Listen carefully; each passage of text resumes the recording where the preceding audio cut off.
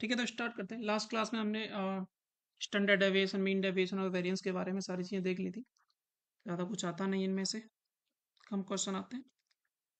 एक बार फिर से देख लेते हैं स्टैंडर्ड डेविएशन क्या था। अच्छा, इसकी डेफिनेशन बता सकता है क्या कोई? सबसे पहले क्या करते थे? पहले डेविएशन लेते थे मीन से। इसमें केवल मीन से ही लेते थे। मीन डेविएशन में सबसे ले सकते थे, मीडियन से, मोड से, मीन से भी ले सकते थे। इसमें केवल डेविएशन लेते थे मीन से, फिर उसके बाद उनका स्क्वायर करते थे, फिर उन स्क्वायर उसका एवरेज लेते थे, फिर उसका अंडर रूट लेते थे। यही करते थे स्टैंडर्ड डेविएशन के केस में। Yes sir. या यस सर। सो कैसे लिखेंगे? It is the square root of average of squared deviation. Squared deviation कहाँ से? From mean. केवल मीन से ही लिया जा सकता था इसका। बाकी मीन डेविएशन के केस में हम कहीं से भी ले सकते थे। अगर केवल टर्म आए डेविएशन, डेविएशन देखो, मीन डेविएशन के केस में हम एब्सोल्यूट डिफरेंस लेते थे। स्टैंडर्ड डेविएशन के केस में हम डेविएशन लेकर के उसको स्क्वायर कर रहे हैं। बट केवल टर्म आता है डेविएशन, तो उसमें हम एज इट इज रखेंगे। यहाँ प्लस आएगा तो प्लस का रखेंगे, माइनस आएगा तो माइनस का रखेंगे। ठीक है यहाँ तक? जैसे कि एक एग्जांपल लेता हूँ मैं। 10, 12, 16, 20 एंड 26। यहाँ पे मेरे को पहले तो मीन डेविएशन निकालना है, अराउंड मीन। सबसे पहले क्या निकालना है? Mean deviation around mean. सब देखो, तीन चीजें पूछी जा सकती हैं। फाइंड डेविएशन अराउंड मीन, बता सकता है कोई कितना होगा? दूसरा, find mean deviation around mean, या मोड भी हो सकता है, मीडियन भी हो सकता है, उसको हम आसानी से निकाल सकते हैं। तीसरा पूछा जा सकता है फाइंड स्टैंडर्ड डेविएशन।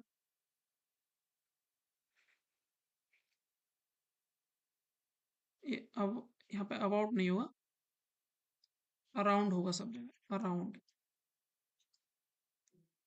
यहाँ भी अराउंड होगा।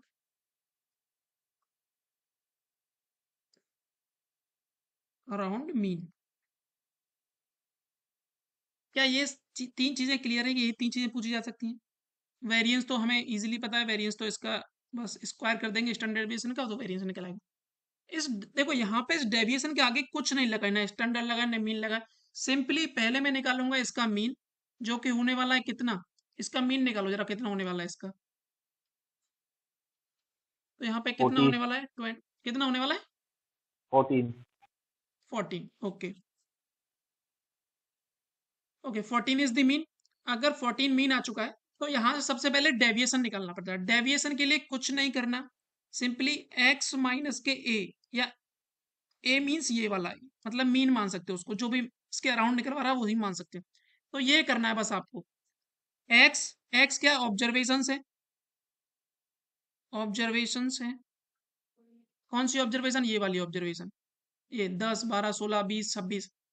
बस करते जाना। तो इसके लिए देखो, डेविएशन लिखता हूँ मैं बस। तो डेविएशन कितना होगा? पहली वाले का देखो कितना होने वाला है, बताओ भाई। माइनस का 4। दूसरे वाले के लिए माइनस का 2, इसके लिए 2, इसके लिए फिर से कितना होने वाला है? 6। और यहाँ से कितना हो जाएगा? 12। क्या यही होने वाले हैं? Yes sir. ठीक है, ये हो गए। अच्छा, इसका मीन ठीक है क्या? नहीं सर, एक बार गलत आ चेक करो गया। दोबारा। 22, और यहाँ से हो जाएगा तुम्हारा 38, 58, 10। और यहाँ से 64, 84 एंड 5 होगा ना? तुमने 6 से हाँ डिवाइड क्यों किया? सर, डिवाइड कर दिया। हम्म, क्या हुआ? मैं 6 से डिवाइड कर दिया था। हाँ, और इवनली मुझे पता कैसे चल गया? क्योंकि ये जो डेविएशन आए हैं, इन सबका सम जीरो होने वाला था ऑलवेज। मुझे उससे पता चल गया। तो यहाँ से एक चीज ये भी याद रखनी है कि sum of all deviation around mean is always zero. ये चीज याद रखनी है। यहाँ पे मैं लिख देता हूँ इसको। इसको लिख लेना, बाद में यहाँ से हटा देंगे। द सम ऑफ डेविएशन, या sum of all deviation the sum of all deviation around mean is always zero. इस पर क्वेश्चन आए हुए हैं इस वाली लाइन पे। ठीक है, तो मैं यहाँ पे एक काम करता हूँ, एक कोई नंबर और बढ़ा लेते हैं, उसका मीन थोड़ा सा फिर से निकाल लेते हैं। तो अभी सम हमारा हुआ था 84 हुआ था ना, तो कितना बढ़ाया जाए कि कितने 6 हैं, तो यहाँ से 4 बढ़ा देते हैं, सीधा सीधा आ जाएगा, फिर सम हो जाएगा 90, डिवाइड करना पड़ेगा 6 से, तो 15 आ जाएगा। इसका जो मीन आएगा, इसका सम तो 90 है, डिवाइडेड बाई 6 यानी कि 15 इज द मीन। क्या ये क्लियर है अभी? Yes sir. अब देखो इनका डेविएशन निकालो सबका एक एक करके।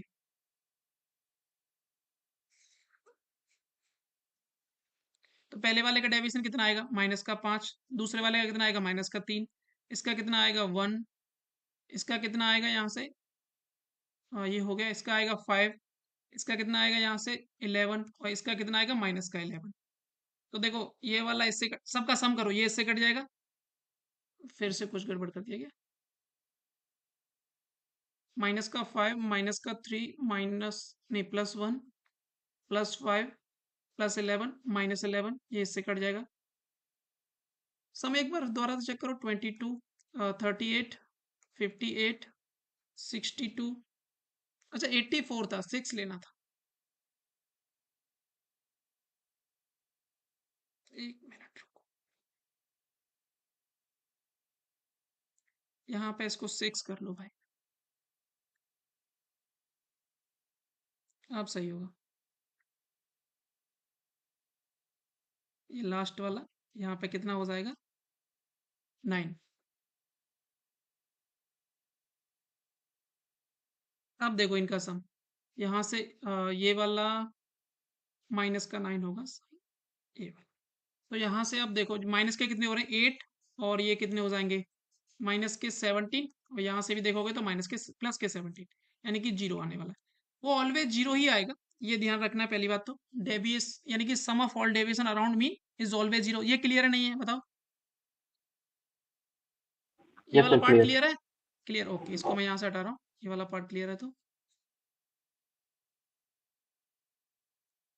दूसरा अब निकालना है मेरे को मीन डेविएशन, मीन में निकाल चुका हूँ ऑलरेडी, 15 आने वाला। अब देखो फिर से डेविएशन निकालो, अराउंड मीन निकालना है, तो पहले मैंने मीन निकाला, अब डेविएशन निकालते हैं। तो इसका डेविएशन कितना आने वाला, -5, इसका -3, यहाँ से 1, यहाँ से आएगा तुम्हारा 5, यहाँ से आएगा 11, और यहाँ से आएगा तुम्हारा -9। अब क्या करना है, मीन डेविएशन के केस में एब्सोल्यूट डिफरेंस लेना होता था, यानी कि ये पॉजिटिव करके लेने हैं सारे। कोई पॉजिटिव आ रहा है तो पॉजिटिव लेना है, अगर जो नेगेटिव है उसको भी पॉजिटिव बना के लेना है। फिर उनका क्या निकालना है, मीन निकालना है सबका। मीन निकालने के लिए क्या करते हैं, हम सबको ऐड करते थे, नंबर ऑफ ऑब्जर्वेशन डिवाइड करते थे। तो इनका क्या करना है, सबका मीन निकालना है। तो यहाँ से कितना हो जाएगा 5 प्लस का 3 +1 +5 +11 प्लस का 9 डिवाइडेड बाई कितना हो जाएगा 6। तो यहाँ से सबका सम देखो कितना आने वाला है, 9 14 और 25 एंड ये हो जाएगा 34/6, यानी कि 17/3 इज द आंसर। क्या मीन डेविएशन भी क्लियर है अभी? Yes sir. अब एक होता है स्टैंडर्ड डेविएशन। स्टैंडर्ड डेविएशन के केस में क्या करते हैं, जो हमारे डेविएशन निकले हैं अराउंड द मीन, उनका करेंगे स्क्वायर। तो इसका स्क्वायर कितना हो जाएगा 25, यहाँ से स्क्वायर कितना हो जाएगा 9, यहाँ से 1, यहाँ 25, यहाँ से 121, यहाँ से 81, इन सब का लेंगे एवरेज, निकालो एवरेज कितना आने वाला है इनका। तो यहाँ से 34 35 40 60 60, और यहाँ से 141 142 162 और 362, इसका सम होगा डिवाइडेड बाई 6। अब ये करने के बाद इसका ले लेना है अंडर रूट, वो हो जाता है हमारा स्टैंडर्ड डेविएशन। क्या स्टैंडर्ड डेविएशन क्लियर है?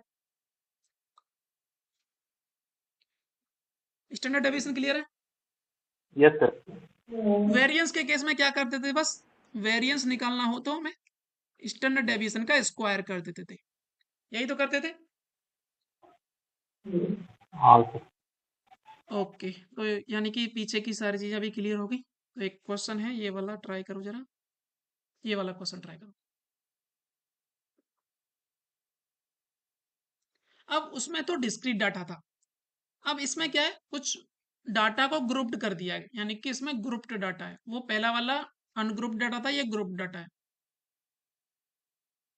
तो पहले तो मीन निकालो, मीन निकालते हैं, चलो पहले मीन निकालो। मीन कितना आएगा इसका, बताओ जरा निकाल के।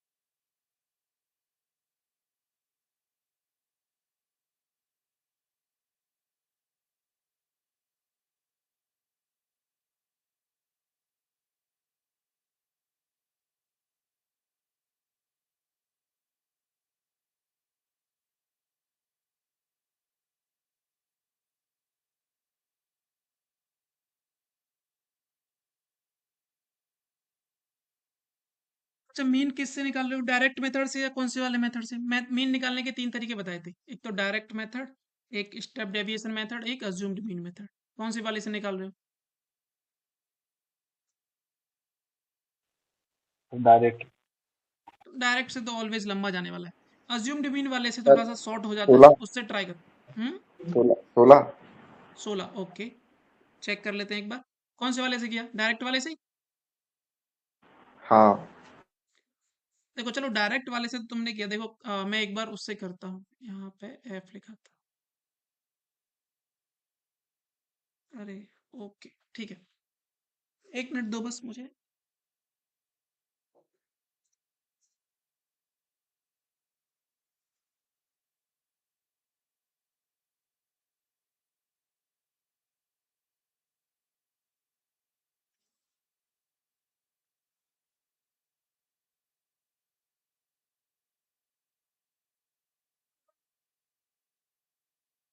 देखो, मैं अज्यूम्ड मीन वाले से करता हूँ, मैं यहाँ पे लिखता हूँ एक्स, इधर लिखता हूँ मैं एक्स, यानी कि वो है 10, 12, 14, 16, 18, 20 और 22, और फ्रीक्वेंसी है उनकी 3, 5, 9, 16, 8, 7, 2। अज्यूम्ड मीन वाले हम क्या करते थे, कोई मीन हम अज्यूम कर लेते थे अपनी तरफ से। तो मैं यहाँ पे मीन अज्यूम कर लेता हूँ, ये मीन रही होगी मेरी, इसको मैंने मान लिया ए। अब उसके बाद क्या करते थे, हम डी निकालते थे। डी को हम क्या बोलते थे, जो भी हमने माना है ए, उसको एक्स में से घटा के हम लिखते थे। तो पहले वाले के लिए कितना आएगा, -6, दूसरे वाले के लिए -4, इसके लिए -2, इसके लिए 0 ही आएगा, इसके लिए 2 आएगा, इसके लिए 4 आएगा, इसके लिए 6 आएगा। अब हम यहाँ पे करते थे एफ डी, यानी कि एफ डी लिख देता हूँ, डायरेक्ट लिख देता हूँ एफ डी। अब डी हमें पता है पहले से क्या है, ये है। अब यहाँ पे हम ये करते थे एफ डी। अब देखो, मल्टीप्लाई करना थोड़ा सा आसान हो गया, अब करोगे तो -18, दोबारा से यहाँ करोगे -20, यहाँ करोगे -18, यहाँ 0 हो जाएगा, यहाँ 16 हो जाएगा, यहाँ 28 हो जाएगा, यहाँ पे 12 हो जाएगा। एक बार एफ डी निकालने के बाद जस्ट मीन का जो फॉर्मूला होता था, वो होता था A plus summation F D upon summation F, यानी कि ये बस फॉर्मूला होता था आपका। अब इनका समेशन करना बहुत आसान है, क्योंकि इसमें ऊपर माइनस है नीचे प्लस है, तो चीजें जो कट रही हैं उनको काट दो पहले। अब देखो, यहाँ पे 16 है, यहाँ पे 18 है, तो यहाँ पे माइनस का 2 बचा होगा। मैं ऐसे सोचता हूँ, यहाँ पे 20 है, यहाँ पे 28 है, यानी प्लस का 8 बचा होगा। यहाँ पे 12 है, यहाँ पे कितना है 6, तो माइनस का 6 बचा होगा, यानी कि ये सारे ही कट गए, 0 आने वाला समेशन इनका, समेशन एफ डी कितना आने वाला, 0। मीन रखो जरा, तो यानी कि 16 प्लस, क्योंकि ए मैंने 16 माना था, तो ये 0 आने वाला है, समेशन करने की जरूरत नहीं, क्योंकि कुछ भी डिवाइड करो 0 में तो 0 ही होने वाला, यानी कि मीन 16 हो गया। तो कैलकुलेशन थोड़ी सी आसान हुई है इस तरीके से, बताओ क्लियर है ये वाला मेथड?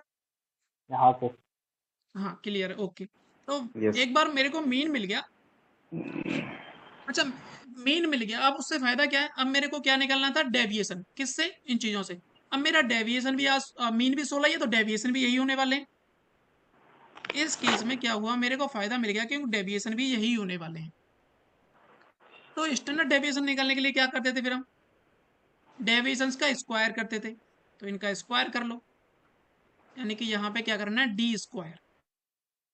तो इनका 36, 16, यहाँ पे 4, यहाँ 0, यहाँ पे हो जाएगा 4, यहाँ 16 और यहाँ 36, यही करते थे। क्लियर है यस भाई। सर। स्टैंडर्ड डेविएशन का फिर क्या करते थे, एवरेज निकालते थे। आज मेरे लिए देखो ये बन चुका है एक नया जो भी था मेरे लिए वेरिएबल और फ्रीक्वेंसी ये है, तो मेरे लिए फॉर्मूला बन जाएगा स्टैंडर्ड डेविएशन का नया, under root of summation F D square upon summation F. ये मेरे लिए नया फॉर्मूला बन जाएगा, निकाल दो।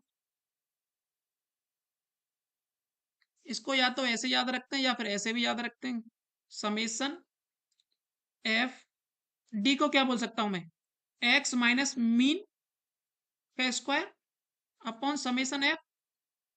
इसको इस तरीके से ज्यादा याद रखना सेकंड वाले मेथड से, क्योंकि डी में फिर तुम कंफ्यूज हो गए, डेविएशन वो यही वाला डेविएशन होता है क्या बार बार, क्योंकि यहाँ तो मैंने अज्यूम्ड मीन वाला निकाल दिया था, वो बाई चांस हमारा 16 ही आ गया था।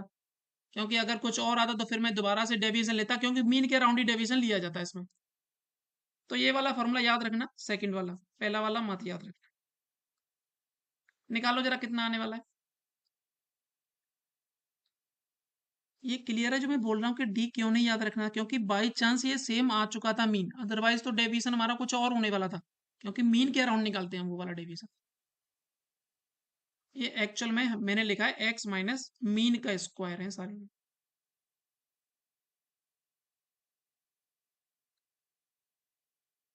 जो भी लिखे हैं ये वाले, इनका सम करो तो कितना आएगा, देखो यहाँ से कितना आने वाला है, 52, 56, 60, यहाँ 76, 82 और यहाँ से 112। तो ये आ गया 112, और उसके बाद समेसन ऑफ एफ कर लो, यहाँ से कितना आ जाएगा, 8, 17, 33, 41, 41 और 9, 50, यानी कि मेरा जो आएगा 112/50। किससे काट दिया जाए, 4 से नहीं कटेगा, 2 से काट देते हैं। 2 से ऊपर 56, नीचे हो जाएगा 25, अंडर रूट लो, ऊपर वाले का कितना आ जाएगा,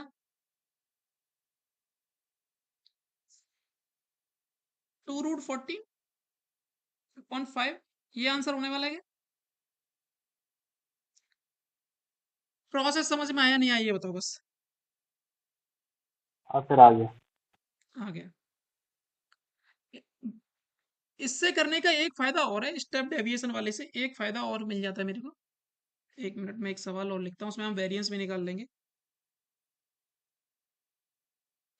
चलो मैं एक सवाल और लिखता हूँ, यहाँ पे एक्स है, या मैं क्लास इंटरवल लेके लिखता हूँ।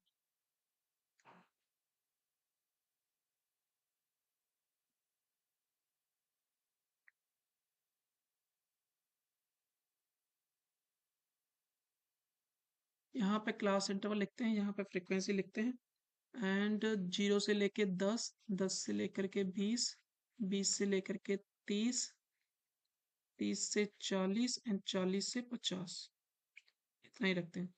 और फ्रीक्वेंसी ले लेते हैं आपकी 4, 9, 7, 15 और 5, ये फ्रीक्वेंसी है। तो आपको निकालना क्या, सबसे पहले तो यहाँ पे निकालना है मीन डेविएशन, फिर उसके बाद स्टैंडर्ड डेविएशन और वेरिएंस, ये तीन चीजें निकालेंगे। निकालो जरा, मीन डेविएशन निकालो सबसे पहले। Mean deviation around mean he निकालना है।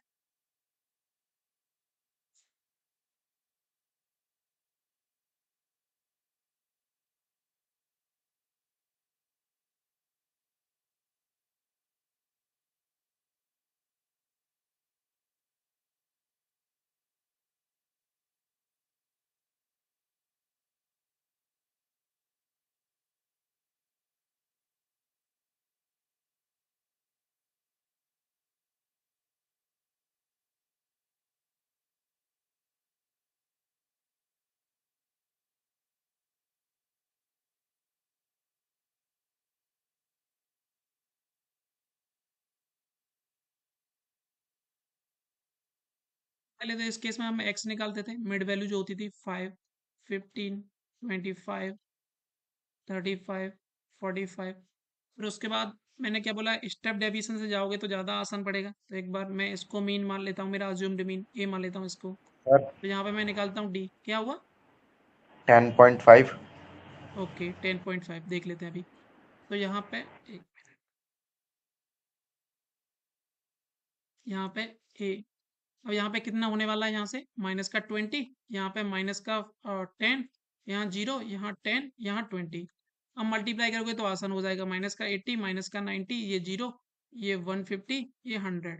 अब देखो काटना भी आसान है, ये काटा तो यहाँ पे 10 बचे, यहाँ से भी काटूंगा तो माइनस के 70 बचेंगे, और यहाँ से काटेंगे तो यहाँ से कितना होगा, प्लस के 80 बच रहे हैं। अब प्लस के ये क्या था, एफ डी, तो यहाँ से 80 आया। मीन कैसे निकालते हैं, सिंपली कितना हो जाएगा, ए यानी कि 25 प्लस, तुम्हारा इतना कैसे आ रहा फिर 10.5, क्या निकाला तुमने, मीन डेविएशन या मीन? Sir mean deviation. अच्छा मीन डेव, अभी देख लेते हैं। तो मीन मीन मीन मीन कितना निकला तुम्हारा? 27।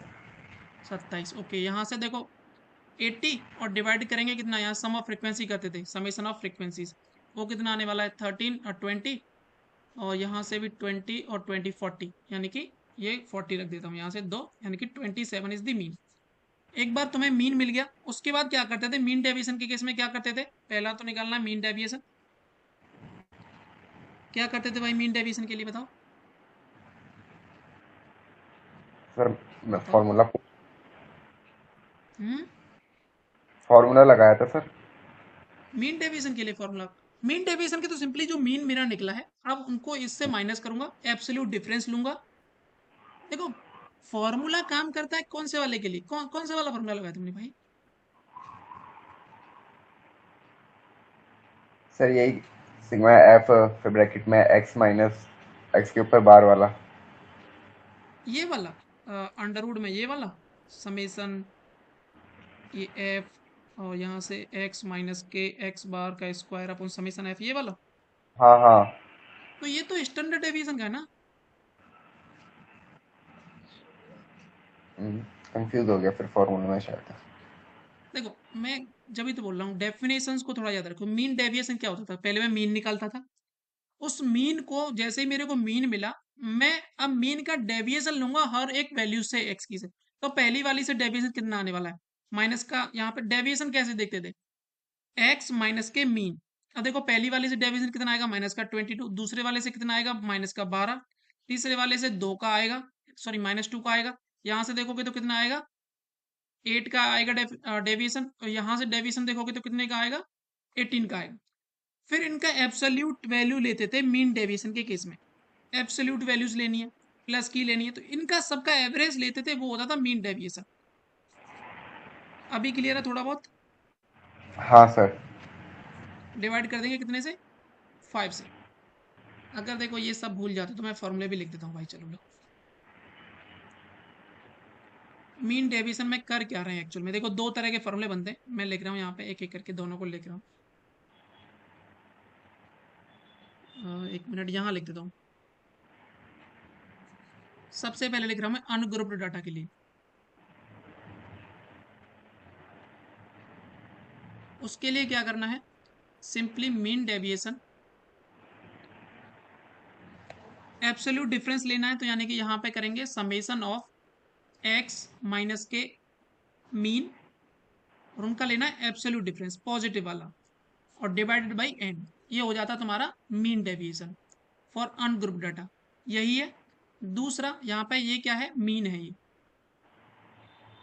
दूसरा स्टैंडर्ड डेविएशन के लिए क्या हो जाएगा, अनग्रुप्ड डाटा के लिए, under root of summation X minus X bar, या कि जो मीन है उसका स्क्वायर, उनका समेशन लेना था, डिवाइडेड बाई एन, ये हो जाएगा तुम्हारा standard deviation for ungrouped data.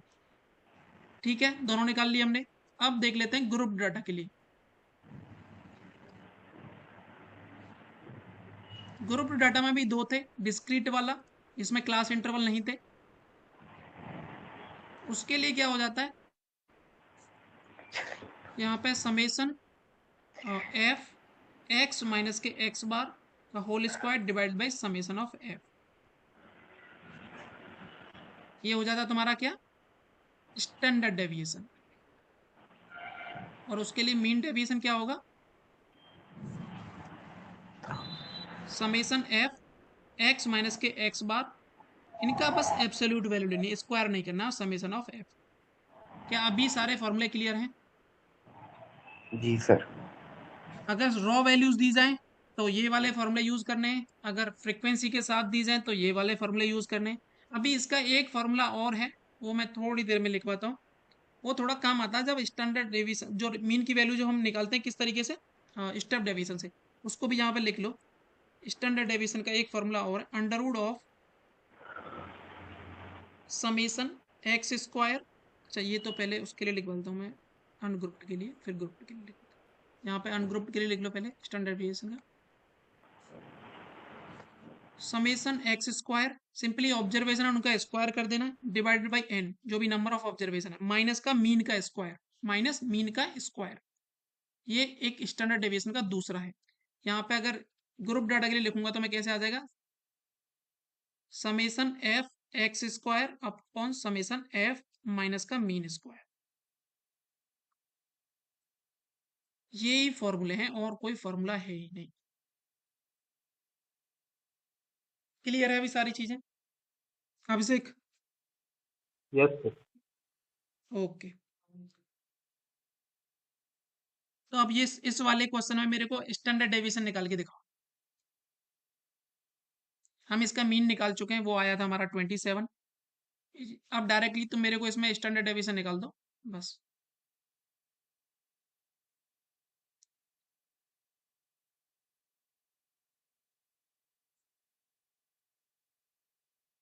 चलो इसको भी यहाँ से हटा देता हूँ, मीन तो हम निकाल ही चुके हैं, और इसको भी यहाँ से हटा देता हूँ। मीन हम ऑलरेडी कैलकुलेट कर चुके हैं, वो 27 आया था।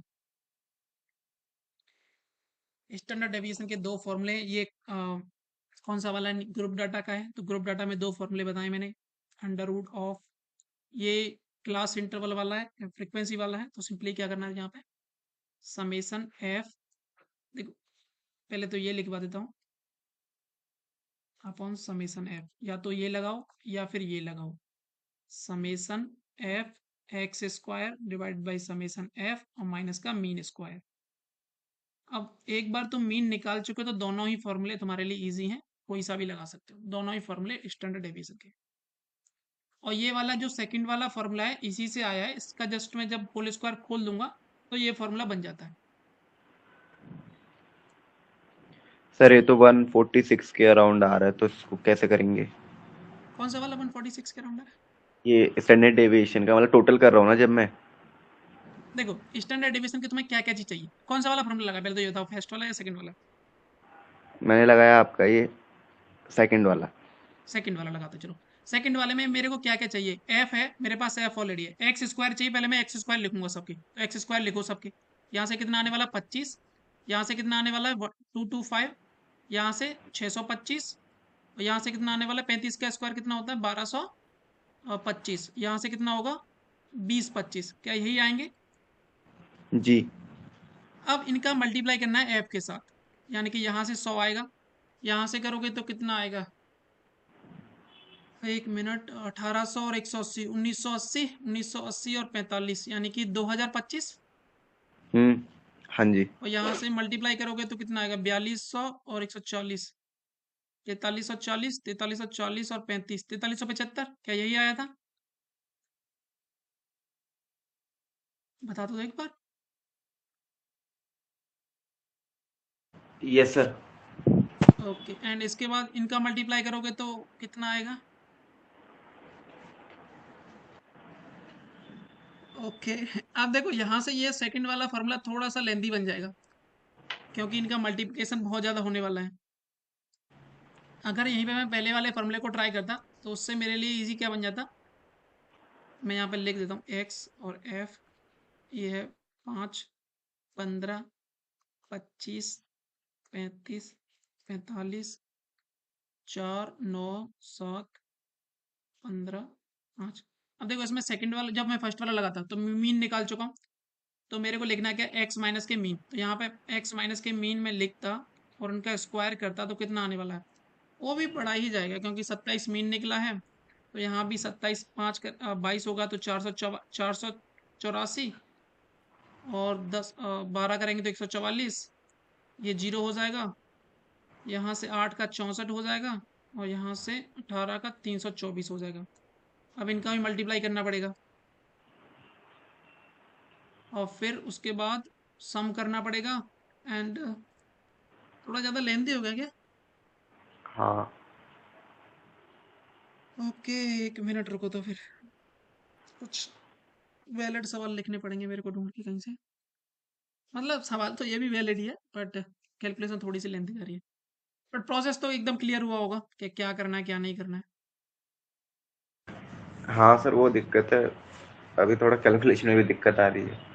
हाँ, वो थोड़ी सी आएगी क्योंकि सवाल मैंने खुद बना दिया ना, इसलिए। क्योंकि एग्जाम में आता तो थोड़ा सा इतना ज़्यादा कैलकुलेटिव नहीं होता है, ये फ्रिक्वेंसी थोड़ी छोटी होती है और चीज़ें थोड़ी सी आसान होती हैं। 1 मिनट रुको, शायद कोई सवाल होगा तो हम देखते हैं, है क्या कोई।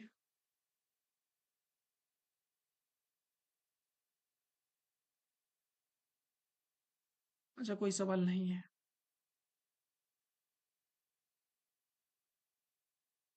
तो करो एक बार, फिर मोबाइल लो, थोड़ा सा कैलकुलेट करो इनको। चलो मैं करता हूँ, 1 मिनट रुको।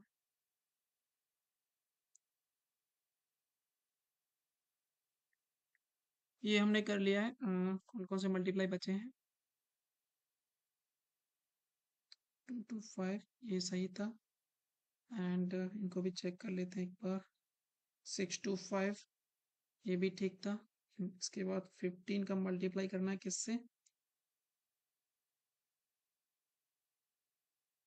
1225 यानी कि 18, 375, और यहाँ से मल्टीप्लाई करना है किसका? 5 का, 2025, 10,125। अब ये मल्टीप्लाई आ चुके हैं एफ एक्स स्क्वायर के। एंड समेशन ऑफ एफ ये कितना होने वाला था यहाँ से? 13। ये तो 40 था, ये 40 है। एंड इन सब का स्क्वायर करें, इनका सबका सम करना है। एक बार इनका सम का सम कर लेते हैं। 100 plus 2025 plus 4375 plus 18, 375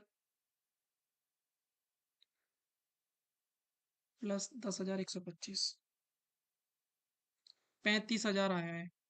35,000 divide by 40 minus का 27 का स्क्वायर और उसका अंडर रूट, ये तुम्हारा आंसर होने वाला है। यहाँ से ये काट देंगे, यहाँ से ये भी कट जाएगा। 35 × 25 माइनस के 27 का स्क्वायर।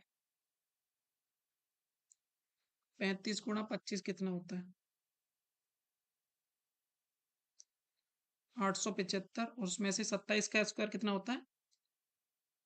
729।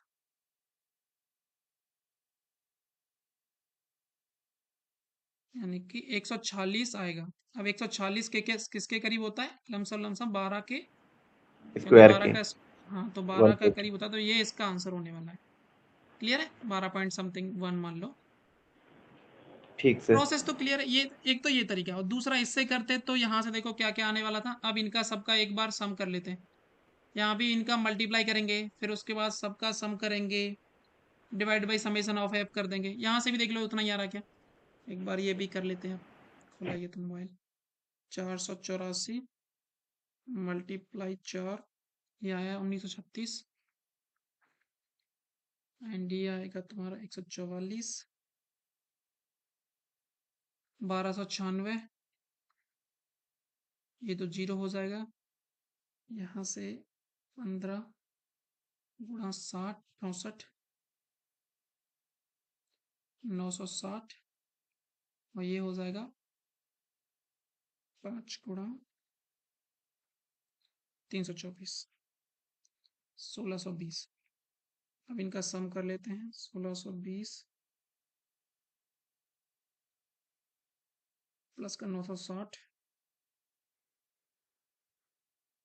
प्लस का 1296 प्लस का 1936 5812 यानी कि 5812 डिवाइडेड बाई 40 इनका स्क्वायर रूट। अब इसको 40 से डिवाइड कर देते हैं।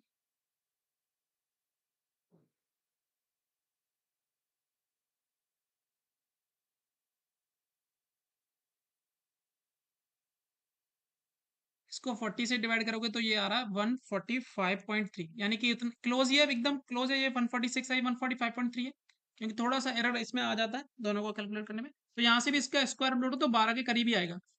क्लियर है? जी सर। तो दोनों ही क्लियर है। और इसमें इवन जो सेकंड वाला ये वाला था, कभी कभार ये वाला आसान रहता है, ये वाला कभी कभार ये वाला आसान रहता है। इवन इसमें थोड़ी सी कैलकुलेशन ज्यादा हो गई थी, इसमें तो थोड़ी फिर भी कंपेरेटिवली आसान हुई है पहले वाले से। क्लियर है चीजें? बस निकालना प्रोसेस क्लियर है नहीं है ये बताओ। हाँ जी सर। इवन क्वेश्चन करेंगे जो सीडीएस में आए हुए हैं वो लेजिट क्वेश्चन है, वो हम करेंगे, वो और आसान हो जाएंगे। इस वाले का फॉर्मूले का थोड़ा सा यूज बन जाता है जब डायरेक्टली वो इन्फॉर्मेशन दे दे। इन्फॉर्मेशन किस तरीके से दे देता है, देखो इस तरीके से मैं लिखता हूँ यहाँ पर लिख देता हूँ।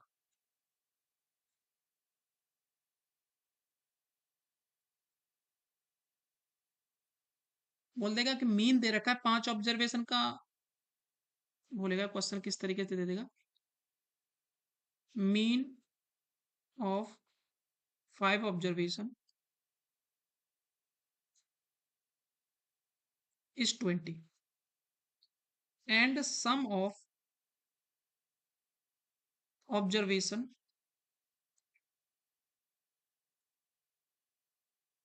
इज 2100 मान लो। Find standard deviation, find ST. यहाँ पे सम, एक मिनट, सम ऑफ, यहाँ एक मिनट इसको चेंज करना पड़ेगा, and sum of square of observations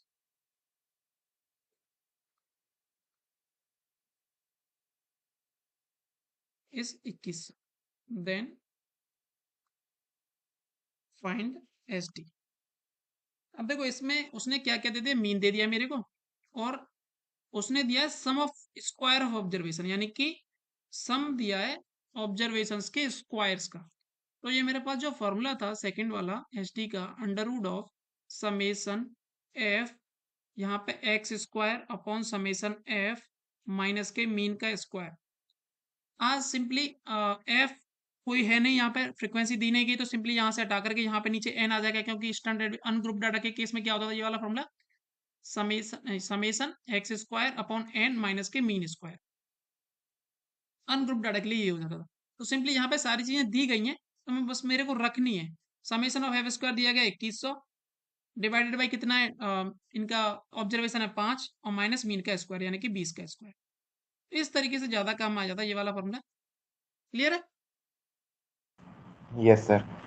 yes, sir. Okay, ये सारी चीजें हो चुकी हैं। अभी हम चलते हैं, एक ये वाली चीज ज्यादा इंपॉर्टेंट है, इसको थोड़ा ध्यान दें। देखना क्वेश्चन आते हैं डायरेक्टली टिक करने, बस आंसर इसमें से। Change of origin and change of scale, इसको थोड़ा सा ध्यान से समझ लेना।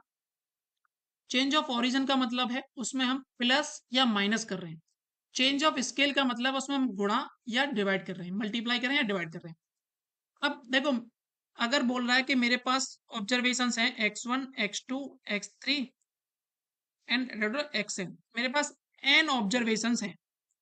अगर उन n ऑब्जर्वेशंस में मैं प्लस के कर देता हूं ईच ऑब्जर्वेशन में, मैंने क्या किया, x1 प्लस के, x2 प्लस के, x3 प्लस के, ऐसे ही करता गया मैं, और xn प्लस के, तो जो मेरा मीन है वो भी k से बढ़ जाएगा, मेरा मोड है वो भी k से बढ़ जाएगा, मेरा जो मीन है वो भी k से बढ़ जाएगा। इन केस अगर मैं प्लस करता हूं या माइनस करता हूं ईच, उसमें क्या, मैं ईच की बात कर रहा हूं, यहाँ पे हर ऑब्जर्वेशन में मैंने प्लस किया है या माइनस किया है सेम नंबर, तो मेरा जो मीन है फॉर न्यू ऑब्जर्वेशंस वो उतने से बढ़ जाएगा या उतने से घट जाएगा। ये बात समझ में आई मैंने क्या बोला है? अगर मैं यहाँ पे यस। बोलता हूँ कि 5 ऑब्जर्वेशंस थी, उनका जो मीन था पहले वो दे रखा था 10, अब मैंने क्या किया कि जो ऑब्जर्वेशंस में मैंने दो, each observation is increased by 2, each observation is increased by 2, then what will be the mean of new observations? तो कितना होना चाहिए? 10 + 2 = 12, क्योंकि मेरा पुराना मीन जो था 10 था, 2 से बढ़ाऊंगा क्योंकि सारी ऑब्जर्वेशन 2 से बढ़ी है। क्या क्लियर है? डायरेक्टली बता पाओगे 12 होगा? Yes, sir. यस ऐसा सर। क्यों हो रहा है? एक बार इनका सम करोगे तो देखो k जो है वो कॉमन आ जाएगा सम में से, k जुड़ जाएगा। कितनी बार आया? n बार आया, n से डिवाइड करो तो k ही सिंपली ऐड होने वाला है मीन में। देखो यहां से मैं 4 वैल्यू लेता हूं, x1 + k, x2 + k, x3 + k and x4 + k। सबका सम करो, मीन निकालो। जो मेरा पहला मीन आने वाला था वो आने वाला था x1 + x2 + x3 + x4/4। अब जो नया मीन आने वाला k ऐड करने के बाद वो क्या होगा? x1 + k + x2 + k + x3 + k और + x4 + k डिवाइड बाय 4। यहाँ से देखो जो मेरा मीन था पहला वाला x1 + x2 + x3 + x4 वो तो है ही है, इसमें 4 k और एक्स्ट्रा जोड़े हैं। तो यहाँ से क्या हो जाएगा? x1 + x2 + x3 + x4 divide by 4 तो है ही है, प्लस के 4k और डिवाइड बाय 4। तो यहाँ से k ही तो एक्स्ट्रा जुड़ा है मीन के लिए। सेम होता है मोड के लिए, सेम होता है मीडियन के लिए। सिंपली तीनों चीज याद रखेंगे। चेंज ऑफ ओरिजिन पे तीनों पे बढ़ जाएगा या घट जाएगा, माइनस करो प्लस करो, बट वेरिएंस पे और स्टैंडर्ड डेविएशन पे कोई भी इंपैक्ट नहीं पड़ता है चेंज ऑफ ओरिजिन के केस में। प्लस करो माइनस करो वो सेम ही रहने वाले होते हैं, क्योंकि वहां पे डिफरेंस लेते थे। अब देखो इन दोनों का डिफरेंस करोगे तो वही आएगा, x3 - k x2, और इन दोनों का करोगे तो वही आएगा, क्योंकि स्टैंडर्ड डेविएशन वेरिएंस में क्या लेते थे हम? डिफरेंस तो लेते थे। क्लियर? क्लियर है भाई? Yes, sir. जी sir. And in the case of change of scale, scale के केस में ध्यान रखना कि मीन मोड मीडियन तो सिंपली जैसे ओरिजिन में चल रहे थे, अगर वहां प्लस करें तो प्लस हो रहे थे, चेंज ऑफ स्केल में मल्टीप्लाई करेंगे तो मल्टीप्लाई हो जाएंगे, डिवाइड करेंगे तो डिवाइड हो जाएंगे। तीनों एकदम लॉजिकल है, आराम से समझ में आते हैं। बट वेरिएंस पहले चेंज ऑफ ओरिजिन में सेम सेम थे, चेंज नहीं हुए थे। सेम का मतलब है नो चेंज। और वेरिएंस देखो, वेरिएंस एज वी नो वो स्टैंडर्ड डेविएशन का स्क्वायर होता है, तो यहाँ पे के स्क्वायर टाइम्स हो जाएगा ओल्ड वाले के, और स्टैंडर्ड डेविएशन सिंपली ओल्ड के अपने टाइम्स हो जाएगा जितना भी उसने लिया है। यहाँ पे ये के होगा सिंपली के टाइम्स ऑफ ओल्ड, इसको यहाँ से काट के लिख देना, के टाइम्स ऑफ ओल्ड। क्लियर है? जी सर। Yes, okay, sir. इन पे क्वेश्चन आते हैं डायरेक्टली, मैं दिखाता हूँ। देखो कैसे, ये वाला क्वेश्चन देखो।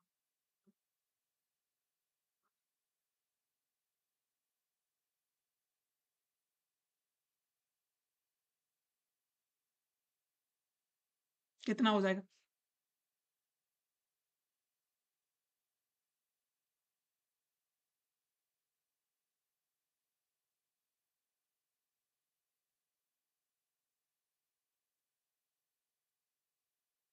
इसने बोला था arithmetic mean of set of 10 observation is 20, mean दिया था उसने 20, एंड बोल रहा है कि if each number is first multiply by 2, यानी कि पहले वो हर नंबर को 2 से मल्टीप्लाई करता है, एंड देन इंक्रीज बाई 5, और फिर 5 से बढ़ाता है। यानी कि जो नंबर था, मैं मान लेता हूँ x कोई नंबर था, उसको 2 से मल्टीप्लाई किया, फिर 5 से बढ़ा दिया। अब देखो मीन के केस में चेंज ऑफ स्केल में भी ऐसे ही रिएक्ट करता था, चेंज ऑफ ओरिजिन में भी ऐसे ही रिएक्ट करता था। तो पहले जो मीन था 20, तो वो 20 गुणा 2 यानी कि और प्लस 5 यानी कि 45 हो जाएगा मेरा न्यू मीन। क्लियर है? आया है या यस नहीं सर। आया समझ में? आया? हाँ। तो इसी Yes, sir. तरीके के सवाल आते हैं, आप कर पाओगे आसानी से ये वाले। Yes sir. Okay, and this one. अब देखो ये वाला देखो एक बार, क्या मैंने लास्ट स्लाइड पे ज्योमेट्रिक मीन के बारे में कोई बात की है? नहीं की है। क्या हार्मोनिक मीन के बारे में बात की है? नहीं की है। तो यानी कि बस हमें अर्थमेटिक मीन के ही बारे में पता है इससे। हाँ, ज्योमेट्रिक मीन और हार्मोनिक मीन के बारे में हम कोई कमेंट नहीं कर सकते। कोई कमेंट नहीं कर सकते, तो उसी पे एक सवाल लिया मैंने यहाँ पे, देखो जरा।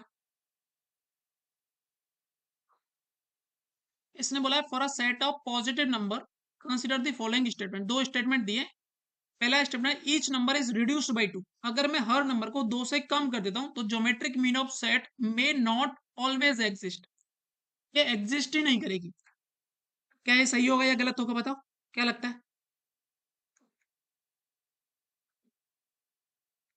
पहली बात तो देखो, कभी भी वर्ड दिख जाए ना मे नॉट, तो थोड़ा सा ऐसा होता है कि मतलब पॉसिबिलिटी उसकी रहती है कि मतलब सही हो सकता है, पॉसिबिलिटी सही होने की ज्यादा होती है कि हाँ करेक्ट हो सकता है। ऐसा क्यों? देखो, बोल रहा है कि मीन कुछ ऑब्जर्वेशन थी मेरे पास, मैं मान लेता हूँ 2, एक मिनट, हाँ ऐसे लिख देते हैं, 1, 5, 7, 11, ये मेरे पास ऑब्जर्वेशन थे। क्या इनका ज्योमेट्रिक मीन में निकाल सकता हूँ इजीली? सबका मल्टीप्लाई कर दूंगा, पावर 1/5 कर दूंगा, वही तो इसका मीन, ज्योमेट्रिक मीन होगा। नहीं होगा या होगा? Yes sir.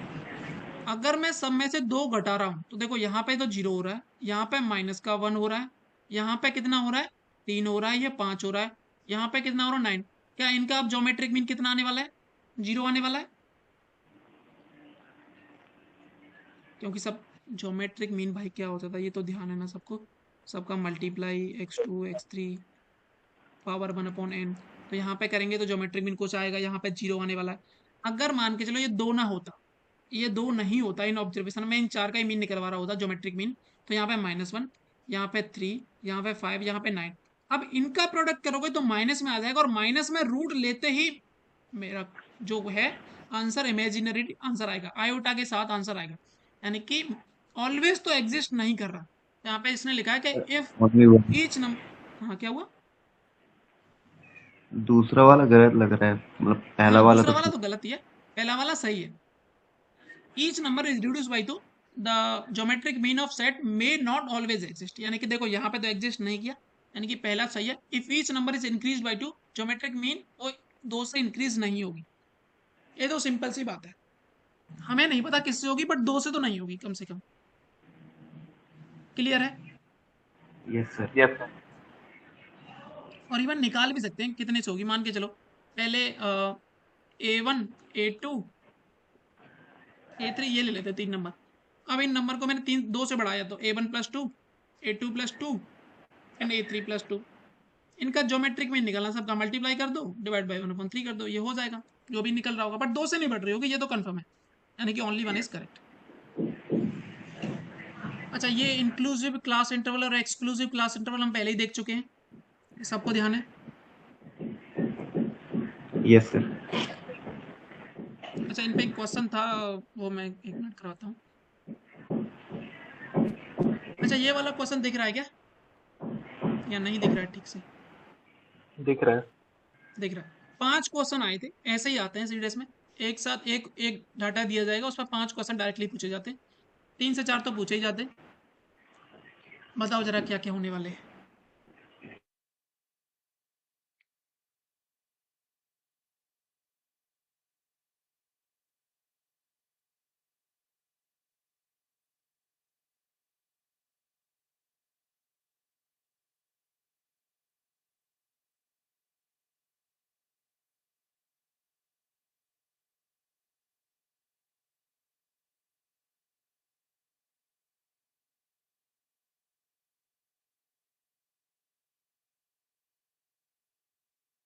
मैं इधर लिख देता हूँ इनको, एक्स और एफ को, 3, 5, 6, 7, ये है एफ, ये f+2, ये f-3 और ये f+6। देखो एक चीज ऊपर दे रखी है, फ्रीक्वेंसी डिस्ट्रीब्यूशन ऑफ 205 ऑब्जर्वेशन है, यानी कि ऑब्जर्वेशंस का सम 205 है, फ्रीक्वेंसीज का सम 205 है। यहाँ से देखूंगा तो कितना आने वाला मेरा सम? 50 पहले का एफ। ओके ठीक है, यहाँ से Okay. कितना आया तुम्हारा? 5 ना, इजिकल टू 205, यानी कि f इजिकल टू 50। तो मेरी फ्रीक्वेंसी आ चुकी है, अब मैं इनको हटा करके सीधा लिख रहा हूँ चीज़ें जो मेरे को देख लिखनी है। 50 आ चुकी है, यहीं पे लिख देते हैं, ये 50, ये 52, ये 47 और ये 56। अब उसने क्या बोला, what is the value of F, हम निकाल चुके हैं। What is the median of the frequencies distribution, median बताओ कौन सा होने वाला है यहाँ से? तो मीडियन के इसमें मैंने एक चीज बताया, जो काटना स्टार्ट करो, यहाँ से 50 काटे, यहाँ से ही 50 काटे, यहाँ 6 बचे होंगे, यहाँ से 6 काट रहा हूँ, यहाँ से 6 काट रहा हूँ, यहाँ 46 बचे सही होंगे, आ रहा है। तो 6 ही आ रहा है, तो इसका भी आंसर यस। 6 हो जाएगा। ठीक है, what is the mode, mode तो सिंपल दिख रहा है, जो सबसे बड़ा होता था ये सबसे बड़ा यही है, 7 इसका आंसर हो जाएगा। Yes sir 7। Yes. और अच्छा, ये वाला बताओ, और लास्ट वाला बताओ मीन क्या होगा, और ये वाला बताओ, पहले मीन निकाल लेते सर हैं। बार हाँ diagram 89। Bar diagram, okay, and mean यहाँ एक पे क्या है 50, 52, 47, 56।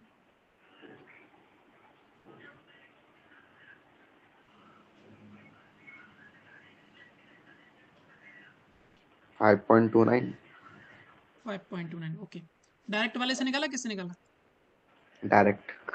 डायरेक्ट, वो भी ठीक है, ऐसा कुछ ज़्यादा है नहीं। या देखो डायरेक्ट वाले से करोगे तो 150, यहाँ से करोगे तो 260, यहाँ से 420 और 42, नहीं 240 और 42 यानी कि 282, और यहाँ से 350 और 42 यानी कि 392, और यहाँ से सबका सम कितना आया था? 4, 11, 19, 28, 2, 5, 7, 10, यही आया था क्या सम?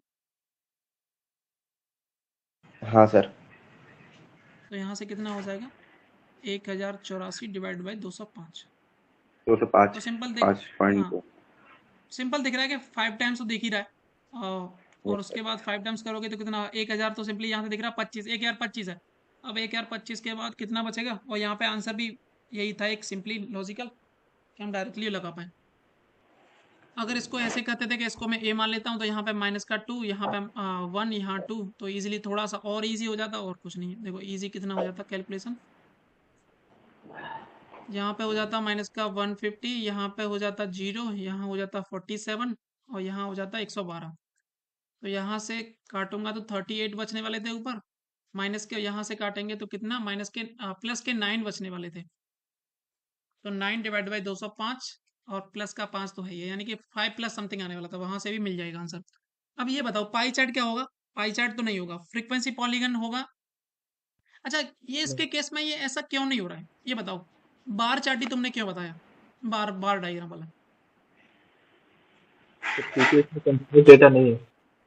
हाँ कंटिन्यूस डाटा नहीं है, डिस्क्रीट वाला है। गुड। क्योंकि ये जो, ये दोनों थे, ये वाले काम करते थे कंटिन्यूस पे, और ये वाला कौन से पे काम करता था? Pie chart. ये क्वालिटेटिव काम करता था, क्वालिटेटिव वाले में, और ये वाला, ये डिस्क्रीट वाले में काम करता था। क्लियर? Yes sir.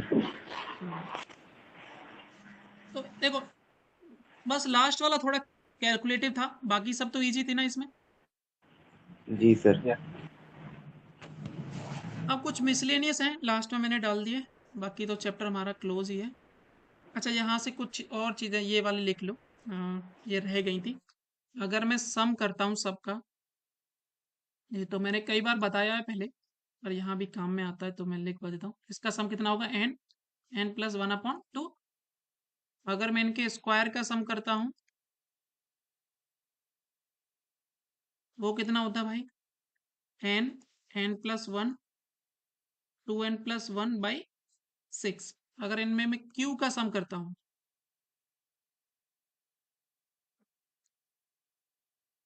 वो होता है n+1/2 का होल स्क्वायर। अच्छा, एक चीज और बताई थी मैंने, अगर मैं सम ऑफ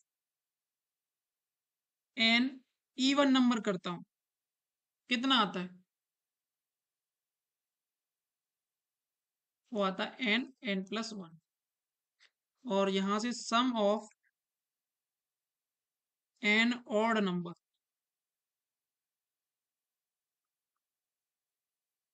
वो कितना आता है? n² आता है। क्या दोनों याद रहेंगे?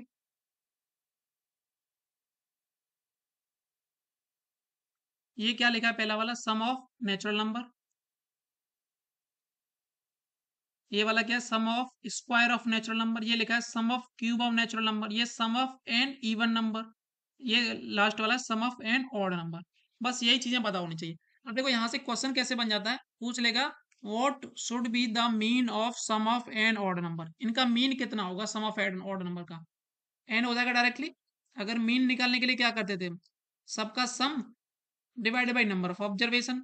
सम कितना? एन स्क्वायर है, नंबर ऑफ ऑब्जर्वेशन कितनी? एन, तो एन डायरेक्टली आंसर हो जाता है मेरा एन। इसके केस में कितना हो जाएगा? सम ऑफ एन इवन नंबर का मीन कितना हो जाएगा? n+1 directly. इसके केस में क्या हो जाएगा? डिवाइड बाई एन कर देंगे, यहां से देखेंगे तो डिवाइड बाई एन कर देंगे, यहां से भी देखेंगे तो डिवाइड बाई एन कर देंगे। क्लियर है? देखो इसका यूज कैसे बनता है, पूछेगा what will be the sum of first 10 natural number. First 10 natural number का मीन कितना होगा? तो वहां पे करना क्या है, बस सिंपली मेरे को पता है कि सबका सम होता है n+1/2 डिवाइड बाई n, यानी कि 10 ही तो थे, डिवाइड बाई n कर देना।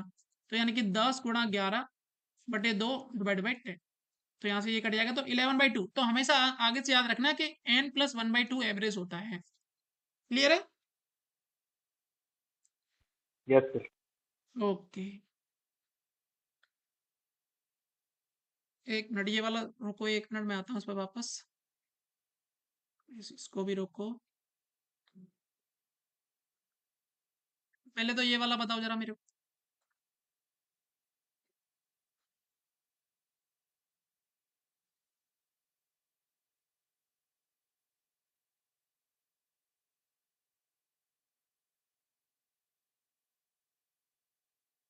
ये वाला बताओ जरा।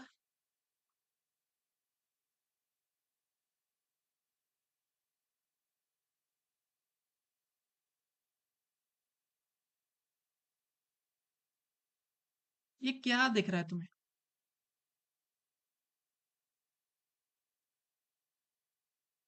ये वाला क्या दिख रहा है? ये वाला जो मैंने लिखा है, क्या ये डेविएशन फ्रॉम मीन नहीं है क्या?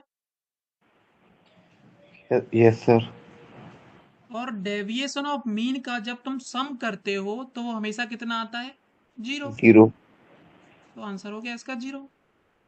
यहाँ पे अगर वो मॉड लगा देता तो फिर ये क्या बन जाता? Mean deviation.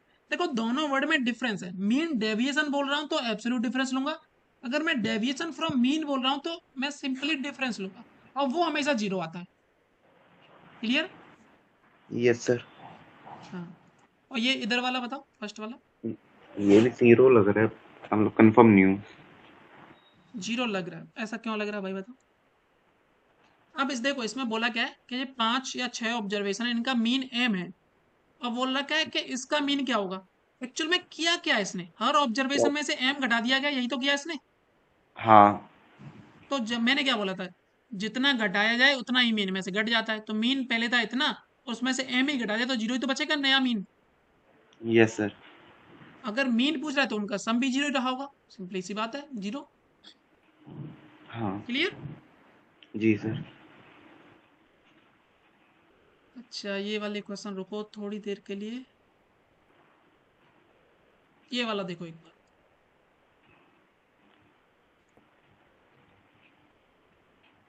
ट्राई करो जल्दी से। इसमें बोला कि 11 ऑब्जर्वेशन, उनका मीन 11 है, और जो उसमें से पहली 6 ऑब्जर्वेशन उनका मीन 10.5 है, और जो लास्ट की 6 ऑब्जर्वेशन है उनका मीन है 11.5। तो जो 6 वाली ऑब्जर्वेशन है वो क्या रही होगी?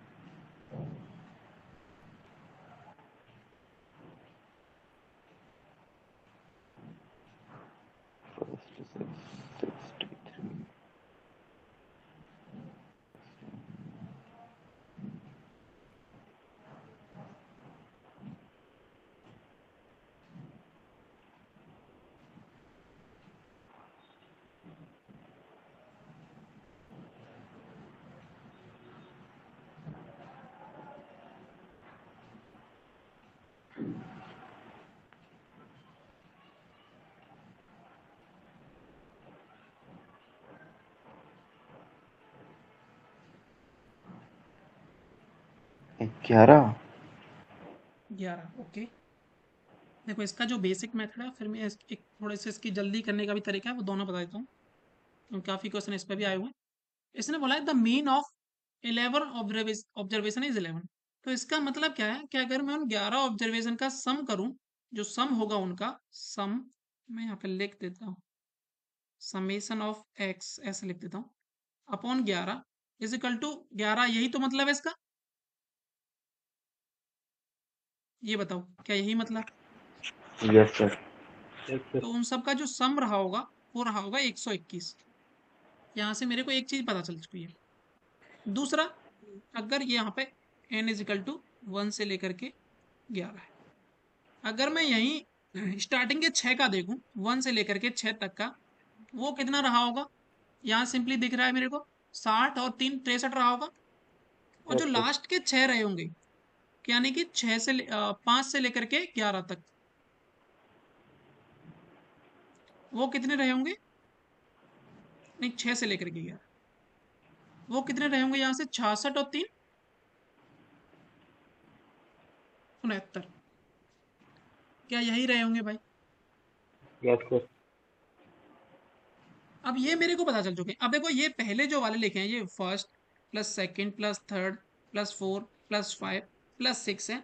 और जो लास्ट वाले लिखे हैं 6 plus 7 plus 8 plus 9 plus 10 plus 11, यहाँ तक लिखे। अगर मैं इन दोनों का सम करता हूँ तो 6 2 बार आ चुका है, और यहाँ से भी सम करूंगा तो 2 बार आ चुका है। तो यहाँ पे एक्चुअल में दोनों का जो सम लिख रहा हूँ मैं 1 से लेकर के 11 तक है, बट इसमें 6 2 बार रिपीट हुआ है। अब एक बार अगर मैं इसमें से सारे घटा दूं 1 से लेकर के 11 तक, तो जो 2 बार आया था 6, एक बार तो यहाँ पे कट चुका होगा, तो एक बार ही बचा होगा। तो नहीं, करना क्या है, इस वाले सम में से, यानी इन दोनों के सम करके इस वाले सम को घटा दूं तो मेरा वही बच जाएगा मिडिल वाली वैल्यू, यानी कि 69 प्लस के 63 माइनस के 121, वही मेरी 6 वाली ऑब्जर्वेशन रही होगी। क्या यही आंसर होगा? Yes sir. तो पीछे 1 आना चाहिए, तो 1 की किस में केस आ रहा है? बस यही एक आंसर है। और जोड़ोगे भी तो यहाँ से 72 और 122 132। एक तो ये सिंपली इसका प्रॉपर वैलिड एक्सप्लेनेशन है। अगर देखो जल्दी से करना है तो मैं बताता हूँ एक और इसका तरीका दूसरा।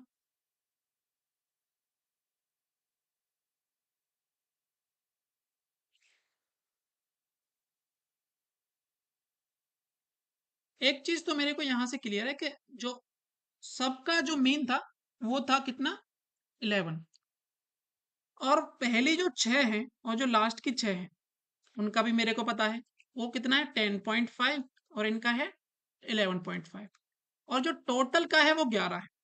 तो बस एक चीज देखो कि जो पहली 6 ऑब्जर्वेशन है उनका मीन उससे कितना कम है या कितना ज्यादा है। तो मेरे को दिख रहा है कि 0.5 कम है पहली 6 ऑब्जर्वेशन का। दूसरे वाली 6 ऑब्जर्वेशन का मीन कितना है? 0.5 ज्यादा है। ये 0.5 कम था, ये 0.5 ज्यादा है। दोनों का अगर मैं सम करूं तो यानी कि 0 आ रहा है सिंपली, यानी कि जो 6 वाली ऑब्जर्वेशन रही होगी वो मीन के एग्जैक्टली बराबर रही होगी, 11 ही रही होगी। एक तो ये कर सकते हो। अगर ये 0 नहीं आता तो मैं क्या करता? उसके लिए कोई और क्वेश्चन है क्या यहाँ पे? चलो मैं एक क्वेश्चन बनाता हूँ, पढ़िए। समझ में आया कि 0 आए तो डायरेक्टली वही बता देना है? Yes sir. ठीक है। अगर ये 0 नहीं आता तो मैं क्या करता? मान के चलो एक क्वेश्चन लिख लेते हैं, मीन ऑफ, ऐसा ले लेते हैं 11 ऑब्जर्वेशन का मीन आ रहा, यहाँ से ले लेते हैं 132, सॉरी 12 आ रहा है। और जो पहली 6 ऑब्जर्वेशन है उनका मीन है 10 या 11 ले लेते हैं। और जो लास्ट की 6 ऑब्जर्वेशन है उनका जो मीन है, एक मिनट, यहाँ से समझो आएगा 132, 66 आ चुका है ऑलरेडी। और कितना चाहिए?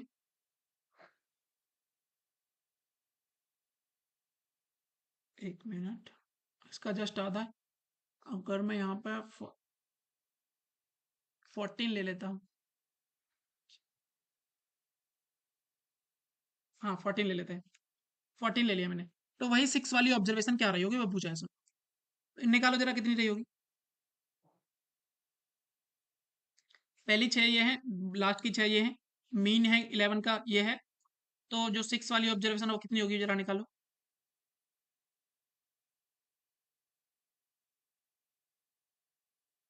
सिंपली यहाँ से दिख रहा है 66 प्लस के 84, दोनों का सम माइनस के ऊपर वाली का सम 132। तो यहाँ से कितना आ जाएगा? 70 150 150 यानी कि 18, यही रहा होगा।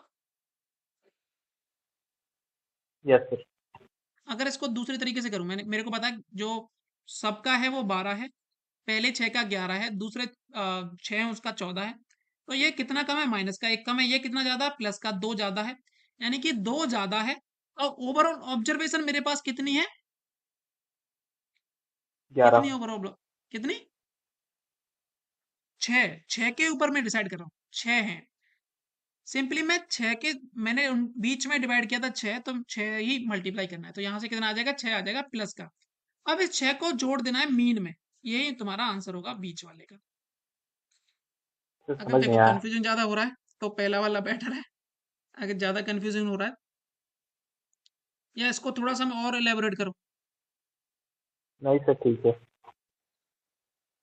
1 मिनट रुको, शायद मुझे लगता है थोड़ा सा कर देना चाहिए।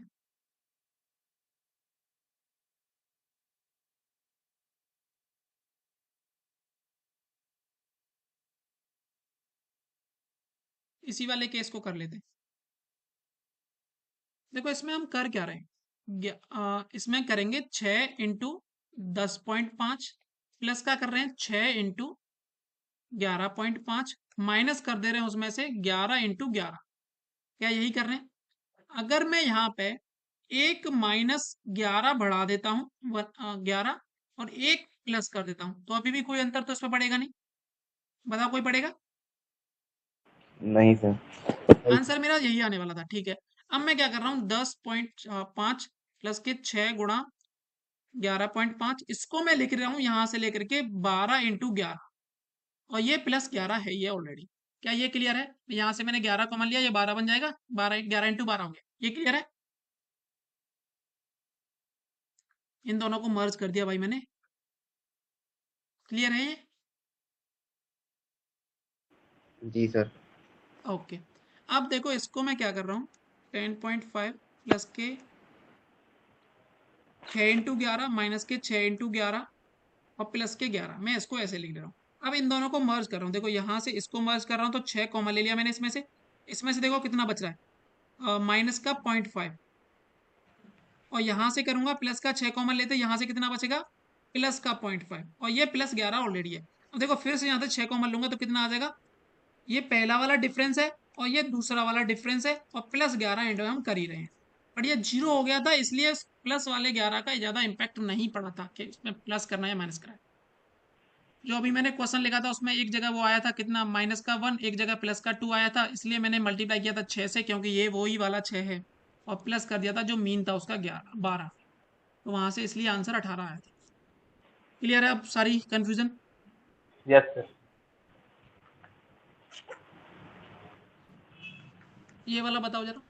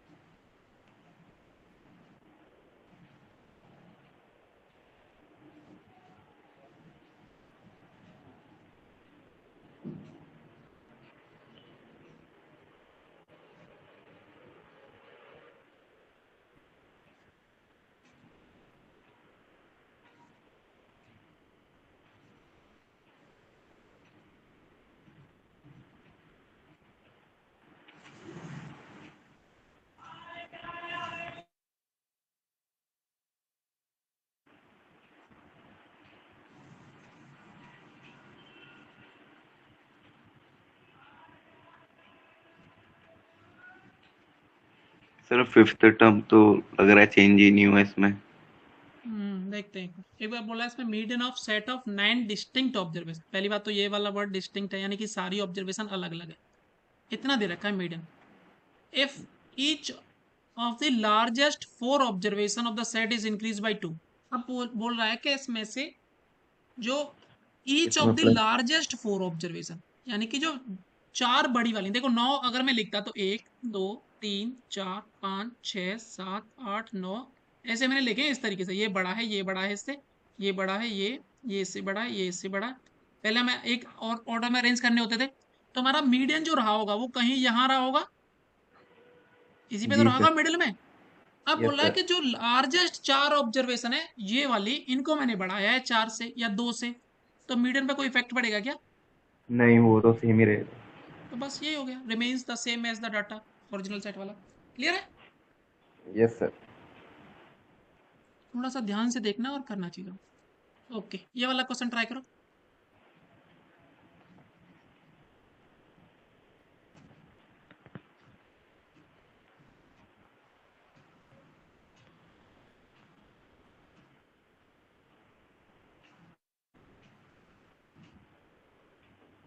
इसमें थोड़े से करेक्शन है इस वाले ऑप्शंस में। एक ये होगा एंड ये वाला यहाँ से ये होगा एंड ये दोनों बराबर वाले थे। प्रिंटिंग मिस्टेक है शायद किताब की, और यहाँ भी ये बराबर है।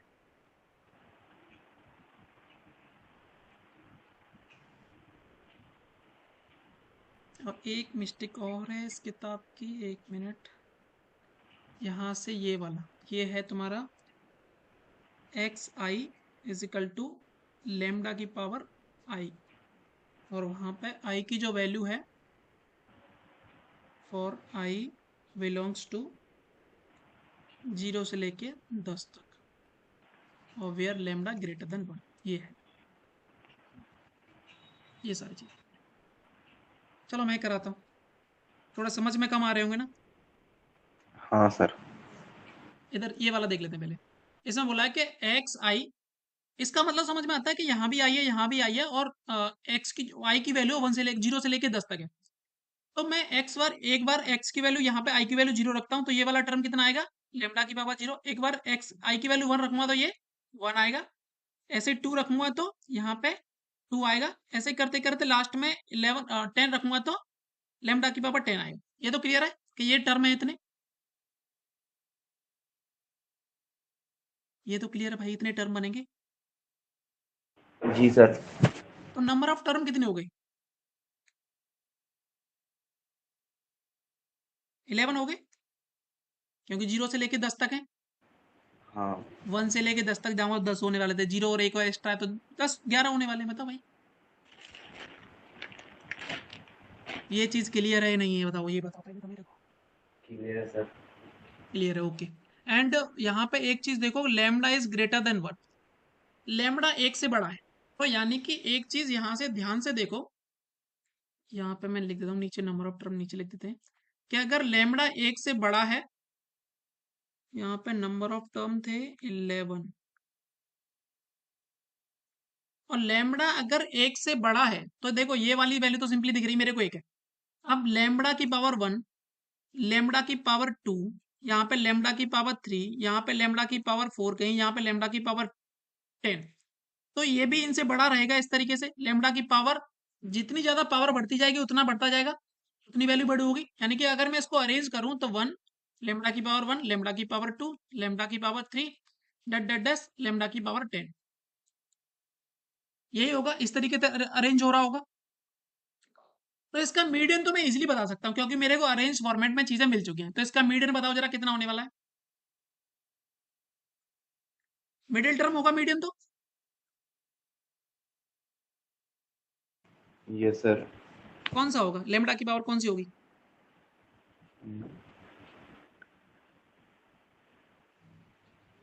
5 होगा क्या। हाँ देखो ए 5 ही होगा ना, तो ये मेरा मीडियन हो चुका है। मैं मीडियन तो अपना निकाल चुका हूँ, ठीक है। ओके, मीडियन निकाल चुके हैं। अब एक बार देखो किस किस के बारे में बात की गई है, अर्थमेटिक मीन के बारे में, मीडियन के बारे में, और ज्योमेट्रिक मीन के बारे में। एक बार ज्योमेट्रिक मीन निकालते हैं, क्योंकि अर्थमेटिक मीन निकालना थोड़ा सा भी हमारे लिए इजी नहीं है। तो एक बार ज्योमेट्रिक मीन निकालते हैं। ज्योमेट्रिक मीन में क्या करते थे, सबका मल्टीप्लाई कर देते हैं। सबका मल्टीप्लाई 1 इंटू लेमडा की पावर 1 इंटू लेमडा की पावर 2 इंटू लेमडा की पावर 3 डट डट डैश लेमडा की पावर 10, और सबकी होल पावर 1/11।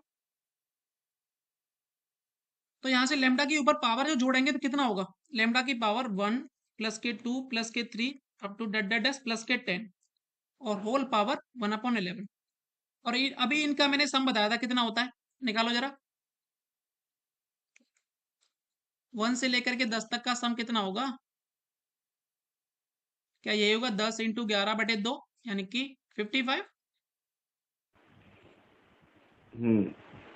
तो यहाँ से लेमडा की पावर 55 इंटू 1/11, यानी कि यहाँ से कटेगा तो 5 बचने बना है। यानी कि मेरा ज्योमेट्रिक मीन क्या आ गया, लेमडा की पावर 5। तो मेरा ज्योमेट्रिक मीन इसके मीडियन के बराबर आ चुका है। यहाँ से मेरे को ये चीज पता चल चुकी है, यानी कि option C is correct. Clear है। Yes sir. अच्छा, अब ये चीज तो क्लियर है, पर मैं इनके ऊपर कैसे कमेंट करूं, अर्थमेटिक मीन कैसा होगा, इनके ऊपर तो मैं कैसे कमेंट करूं। इनके ऊपर कमेंट करने के लिए हमें एक चीज पता है, वो क्या है, जब हमने स्टार्टिंग में पढ़ा था, जब मैं मीन पढ़ा रहा था तो मैंने बोला था कि arithmetic mean is always greater than harmonic mean is sorry geometric mean is always greater than harmonic mean, ये मैंने पढ़ाया था। Yes sir. तो यहाँ से अगर ज्योमेट्रिक मीन मैं निकाल चुका हूँ, वो कितनी है, लेमडा की पावर 5, वही मेरा मीन है, सॉरी मीडियन है, लेमडा की पावर 5। इनसे हार्मोनिक मीन से बड़ी रही होंगी और अर्थमेटिक मीन से छोटी रही होंगी। तो पहला वाला तो इसलिए गलत हो जाता है क्योंकि ये बोल रहा है कि arithmetic mean is less than median, ये तो गलत हो जाएगा। इसने बोल रखा है कि geometric mean is less than median, ये तो गलत है क्योंकि ये दोनों बराबर हैं। और ये बोल रहा है कि अर्थमेटिक मीन बराबर है मीडियन के, ये भी गलत हो जाएगा। तो यानी कि ऑप्शन सी इज करेक्ट है केवल। क्लियर? जी सर। अभी पूरा एकदम फंडा क्लियर हुआ इस सवाल का। हाँ अच्छा सवाल था, अब से क्लियर है? Yes sir. सर, ये ओके, अच्छे सेकंड वाला सवाल ट्राई करो हैं। चलो। ये हम्म, अच्छे सवाल, टिपिकल सवाल होते हैं। हाँ ये थोड़ा सा टिपिकल था।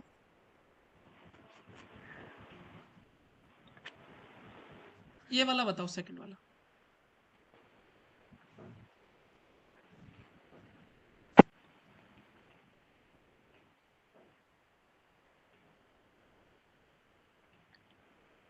अच्छा एक मिनट, इसमें अभी करेक्शन है शायद, ये x i is equal to 1/i है, ये भी, ये प्रिंटिंग मिस्टेक है बहुत ज़्यादा इसमें। यहाँ भी आई की वैल्यू 1 से लेकर के 11 तक है।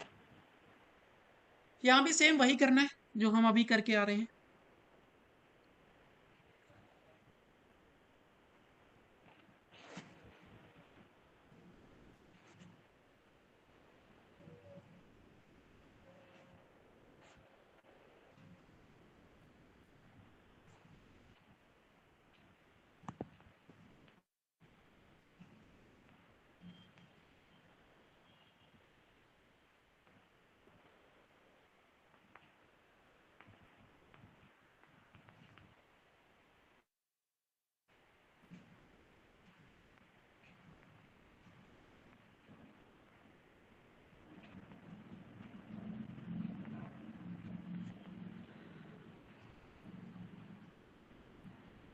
चलो निकालते हैं।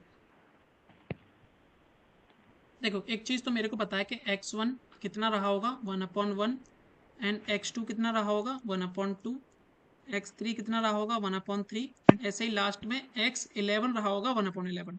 क्या ये तो क्लियर है? ये मेरे पास जी टर्म आ चुके हैं, ऑब्जर्वेशंस आ चुकी हैं। अच्छा अर्थमेटिक मीन निकालना चलो फिर भी आसान है, देख लेंगे, क्योंकि सबका सम करके डिवाइड बाई एन करना है, ठीक है। बट मेरे को सबसे आसान कौन सा लगता है, ज्योमेट्रिक मीन एक बार निकाल के देखते हैं, क्योंकि ये थोड़ा शायद जल्दी आंसर दे पाए मेरे को। और एक बार मीडियन निकाल के भी देखते हैं, क्योंकि मीडियन और मीडियन थोड़ा जल्दी आंसर देता है, क्योंकि मिडिल वैल्यू चाहिए होती है। तो मीडियन निकाल लेते हैं, तो मीडियन के साथ फिर हमें हार्मोनिक मीन भी निकालना पड़ेगा। तो सबसे पहले क्या निकाला जाए, चलो पहले मीडियन निकालते हैं। तो एक बार इनको अरेंज कर लो, तो 1, 1/2, 1/3, 1/6 1/4, मीडियन हो गया। हाँ 1/5, 1/6, ऐसे ही लास्ट में 1/11। तो मीडियन कौन सा होगा 1/6 वाला। 1/, यस सर। 1/6, क्योंकि नंबर ऑफ टर्म कितने हैं यहाँ पे 11 11। है, तो 1/5 होगा ना। हाँ 1/5, चलो हाँ हाँ हाँ, समझ गया समझ गया। देखो 1/7, 1/8, 1/9, 1/10, एक सेकेंड, नंबर ऑफ टर्म 11 या 12 है, 11 ही तो है। 1 2 3 4 5, अच्छा 11, एक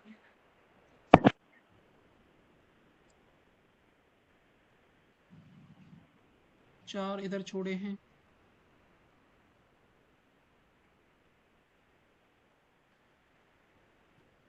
1/6 होगा, हाँ ठीक है, 5 इधर 5 इधर, ओके मैं ही गलत किया।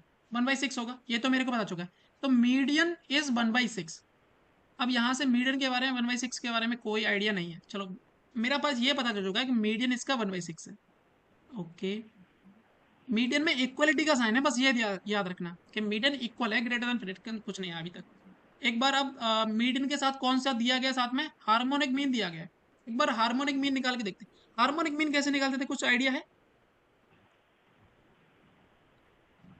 हार्मोनिक मीन के लिए मैंने क्या बताया था, या तो देखो, एक मैंने ये बताया था, अभी तक तो कुछ ज्यादा बताया नहीं इसमें।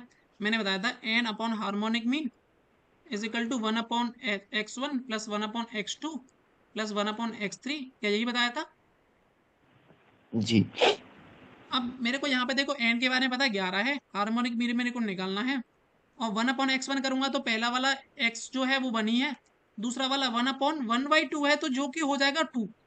ऐसे ही करते करते 1/1/3 है, लास्ट में 1/1/11 है।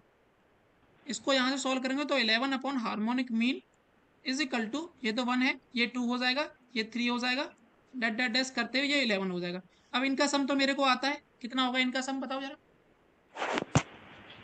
इनका सम होगा 11 इंटू 12/2, तो यानी कि 66 हो जाएगा इनका सम। जी सर। तो यहाँ से हार्मोनिक मीन कितना आ गया, 1/6, 1/6। तो यानी कि यही आंसर करेक्ट हो गया मेरा डी वाला। जो मेरे को आसान दिख रहा है मैं पहले उनको निकालूंगा, क्योंकि इसमें भी मेरे को पहले आसान क्या दिखा था, मीडियन निकालना आसान दिखा था, फिर ज्योमेट्रिक मीन आसान दिखा था, फिर उसके साथ मैंने कंपेयर कर दिया था सारी चीजें। अब देखो यहाँ से और भी चीजें क्लियर हो गई। अच्छा ये भी सही नहीं होगा क्या, बताओ ये वाला,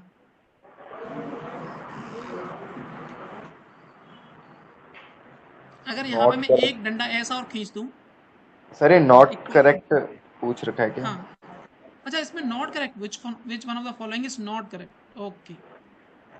तो सर वो तो तो ये तो हार्मोनिक करेक्ट मीन है, होगा शायद। हाँ, ये करेक्ट है। ओके, तो ये तो आंसर नहीं होगा अपना आप। चलो ये भी तुमने ध्यान से देख लिया, अदरवाइज ये गलत ही हो जाता। अभी मैं यहाँ से इन चीज़ों को भी हटा रहा हूँ। हमारा हार्मोनिक मीन निकल चुका है और तुम्हारा वो निकल चुका है, ठीक है। अब एक स्टेटमेंट तो मेरे को फिर भी पता है कि arithmetic mean is greater than geometric mean is greater than harmonic mean, ये तो मेरे को पता ही है। अच्छा इक्वलिटी का साइन तभी आता है जब सारी चीजें ऑब्जर्वेशंस इक्वल हों, equality hold when all observations are equal. अब यहाँ पे तो सारी ऑब्जर्वेशन अलग अलग है, कोई 1 है, कोई 1/2 है, 1/3, यानी सारी अलग है, तो यानी इक्वलिटी नहीं आई होगी। तो अर्थमेटिक मीन ग्रेटर देन रहा होगा ज्योमेट्रिक मीन से, ज्योमेट्रिक मीन रही होगी बड़ी हार्मोनिक मीन से। तो ये वाला, ये तो गलत ही हो गया, तो यही तो गलत हो गया फिर, हमें इतना क्यों घूमना, क्योंकि हार्मोनिक मीन निकाल चुके हैं, 1/6 है। क्लियर? Yes sir. और ये वाला तो सही होगा क्योंकि इक्वलिटी है, मतलब इक्वलिटी तो होगी नहीं क्योंकि सारी ऑब्जर्वेशन डिफरेंट है, तो अर्थमेटिक मीन 1/6 से बड़ा ही रहा होगा, ये भी सही हो गया। और ऐसे ही ज्योमेट्रिक मीन भी बड़ा रहा होगा, ये भी सही हो गया। और ये तो हम बता ही चुके हैं सही है, तो ये वाला आंसर है इसमें बस। क्लियर है हर्षित? Yes sir. तो ये दोनों अच्छे सवाल थे, ठीक है, हो गए अपने। ये हो गया, ये हो गया, ये दोनों कर लिए अपने।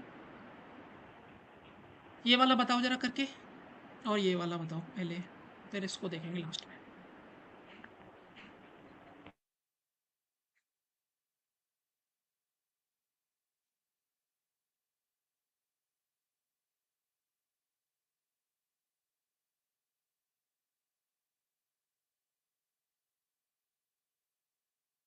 अर्थमेटिक मीन दे रखा है 14 एंड ज्योमेट्रिक मीन दे रखा है 12। What is the harmonic mean?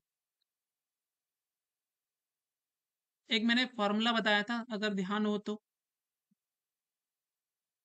दो रिलेशन होते हैं इनके बीच में, arithmetic mean greater than equals to geometric mean greater than equals to harmonic mean. एक फॉर्मूला और बताया था, geometric mean is equal to under root of arithmetic mean into harmonic mean. ये वाला भी ध्यान है क्या? फॉर हाँ, 2 नंबर्स है केवल, फॉर 2 नंबर्स ओनली। तो सर ये 72/7 आ रहा है क्या? हाँ आ जाएगा, ये वाला फॉर्मूला लगाया क्या? हाँ। ठीक है, तो बस ये ध्यान रखना ये 2 नंबर के लिए वैलिड है, उससे ज्यादा नंबर के लिए वैलिड नहीं है ये। ज्योमेट्रिक मीन मेरे को पता है वो 12 है, is equal to arithmetic mean मेरे को पता है 14 है, और इंटू 14। हार्मोनिक मीन निकालना है, स्क्वायर कर दूंगा, ये 144/14 is equal to harmonic mean 72/7। 72/7, ये आंसर हो जाएगा। यही देखो सिंपली लिखा है नीचे, if A ji H R arithmetic geometric and harmonic mean between 2 numbers a and b A respectively, then which of the following is correct?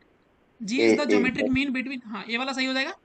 हाँ बस इस यही वाला स्टेटमेंट मैंने उस दिन लिखवाया था, उस दिन शायद कम समझ में आया होगा, बट अब आसानी से समझ में आ रहा होगा। जी।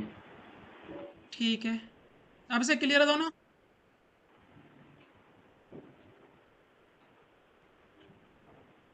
क्लियर है भाई? Yes sir. ये वाला बताओ जरा। The arithmetic mean of 10 natural number was computed as this. 10 number है, नेचुरल नहीं, 10 नंबर है, ये वाली कंप्यूट की गई। It was later discovered that a number 8 was wrongly readed as 3, यानी कि 8 को 3 पढ़ लिया गया था during the computation. What should be the corrected mean? अच्छा एक चीज बताओ, अगर 8 को 3 पढ़ लिया गया है तो मीन अब इससे ज्यादा होगा या कम होगा? कम होगा। प्लस होगा या माइनस होगा? तो ज्यादा होगा। पहले तो ये ज्यादा होगा ना। तो दो ऑप्शन तुम्हारे हट गए, ये वाला भी गया और ये वाला भी गया, क्योंकि ये तो हो नहीं सकता ना, ये हो सकता है, ये दो हो सकते हैं। 8.1 होगा। 8.1 होगा। ओके, इसमें बस एक चीज देख लिया करो, कितना कम पढ़ा है उसने। यहां से देखो कितना कम पढ़ा है, 5 कम पढ़ा है, यानी कि 5 जोड़ देना है कितने 10 ऑब्जर्वेशन पे, यानी कि 7.6 पहले से था, 5 उसने कम पढ़ा है, यानी कि पढ़ना चाहिए था इतना, पढ़ लिया उसने ये, तो 5 एक्स्ट्रा हमें जोड़ना पड़ेगा। कितने ऑब्जर्वेशन पे? 10 ऑब्जर्वेशन पे, तो 7.6 प्लस के 5.5 यानी कि 8.1 इज द आंसर। यहाँ से क्लियर है या दूसरे तरीके से बताऊं? हर्षित, यस सर। क्लियर है या दूसरे तरीके से बताऊं कोई? सर दूसरे तरीके से बता दो एक बार। हाँ,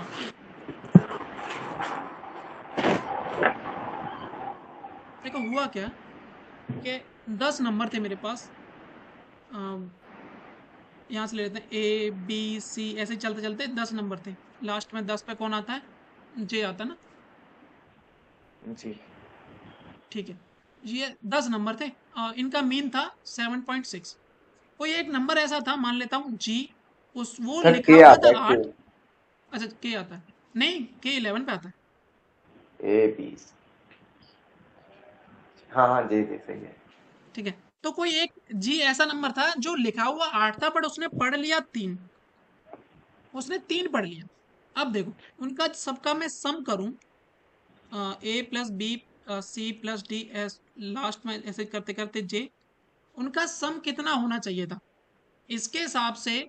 तो यहाँ पे मतलब क्या हुआ कि उसने पहली बात तो 8 की जगह 3 पढ़ लिया, तो 5 कम पढ़ा है, यानी कि सम होना चाहिए था 7.6 इंटू 10 प्लस के 5, इतना एक्चुअल सम होना चाहिए था इनका। Yes sir. तो बस यही कर देना है, into 10 plus 5 divided by 10, mean निकालने के लिए नया मीन, ये एक्चुअल सम मिल गया तो मीन निकाल दूंगा। 5 कम पढ़ा तो यानी कि उसको बढ़ा दो, बस इतना कर दिया करो, क्योंकि उसने पढ़ा पढ़ा है 3, पढ़ना चाहिए था 8, तो उसने 5 कम पढ़ा, यानी कि 5 और जोड़ देता हूँ उसी नंबर्स में। क्लियर है अभी? Yes sir. ओके, ये वाला और लास्ट कर लो, इसमें भी इस लास्ट वाले में 1 नंबर गलत पढ़ा था, इसमें 2 नंबर गलत पढ़ रहा है, ये अंतर है बस।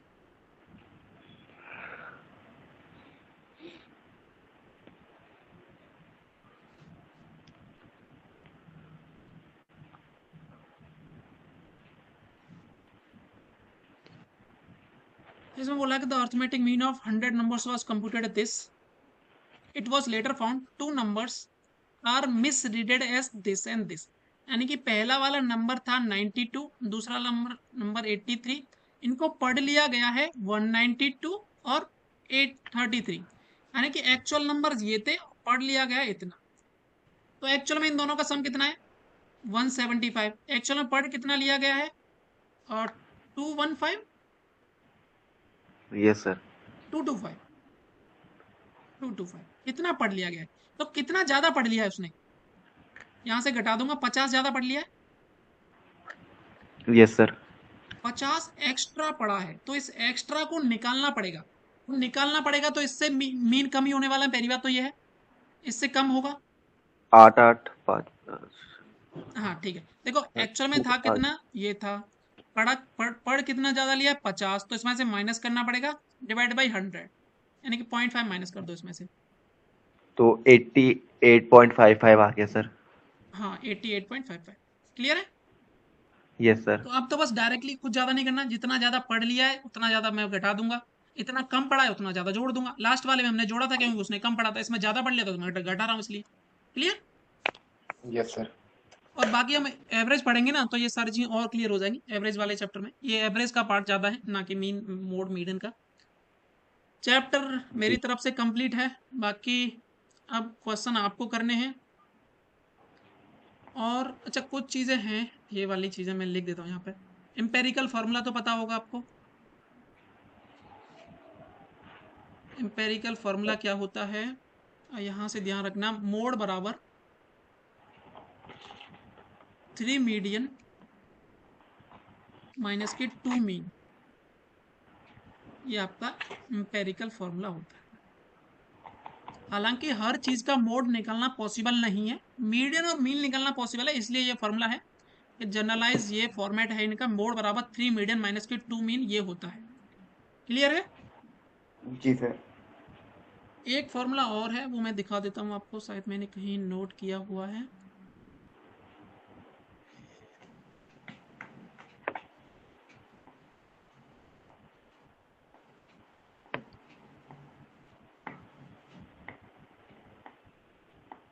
ये वाला। अब इसमें बोला है कि for the non symmetric, if the data is moderately non symmetric, यानी कि डाटा कैसा है, नॉन सिमेट्रिक का है। विच of the following empirical relation is correct, इनमें से कौन सा रिलेशन करेक्ट है। अभी हमने देखा था मेन मोड मीडियन में देखा था, ये है स्टैंडर्ड डेविएशन और मीन डेविएशन में। इसमें हमेशा होता है कि 4 इंटू स्टैंडर्ड डेविएशन बराबर होगा 5 इंटू मीन डेविएशन की। इसको याद रखना है यहाँ से। Yes sir. एक होता है मोड बराबर 3 मीडियन माइनस के 2 मीन। देखो इसको मैं तो याद रखता हूँ कि हम कभी कभार किसी को बोलते हैं 2 मीन मतलब बहुत ज़्यादा मीन हो रहा है क्या, तो 2 मीन करके यहाँ से यानी कि 2 मीन आता है, और मीडियन हमेशा बीच में आता है तो उसको बीच में ही रखना है, और मोड निकालना है हमको, यानी कि मोड ही बच रहा है, तो मोड बराबर 3 मीडियन माइनस के 2 मीन। तो इस तरीके से थोड़ा सा रिलेट कर पाना है इसको। और इसको कैसे याद रखना है, ये 4 और 5 में गड़बड़ी होगी। इसको याद रखना कि स्क्वायर रूट 4 का इजीली निकल जाता है, 2 होता है, क्योंकि हम उसमें स्क्वायर रूट ही निकाल रहे होते हैं स्टैंडर्ड डेविएशन के केस में। तो यहाँ से 4 उसी के साथ आता है और 5 इधर ही आएगा मीन डेविएशन के साथ। ये सारी चीजें क्लियर हैं? अच्छा इसको भी एक बार देखो जरा, इसमें बोला है the data can be represented in the form of, in which of the following form, textual data, tabular data, graphical data. Data को किस तरीके से रिप्रेजेंट किया जा सकता है, किन किन फॉर्म में रिप्रेजेंट किया जा सकता है। सारी फॉर्म अवेलेबल है हमारे पास, सब में किया जा सकता है, कैसे भी कर सकते हैं, ऑल 3 आर करेक्ट, कोई लिमिटेशन नहीं है यहाँ पे। और तो कुछ बचा नहीं है। और बाकी तुम सवाल करोगे तो तुम्हें, अच्छा ये वाला सवाल बताओगे जरा, ये वाला बताओ जरा, कौन सा वाला सर? सेकंड लास्ट वाला, ये वाला।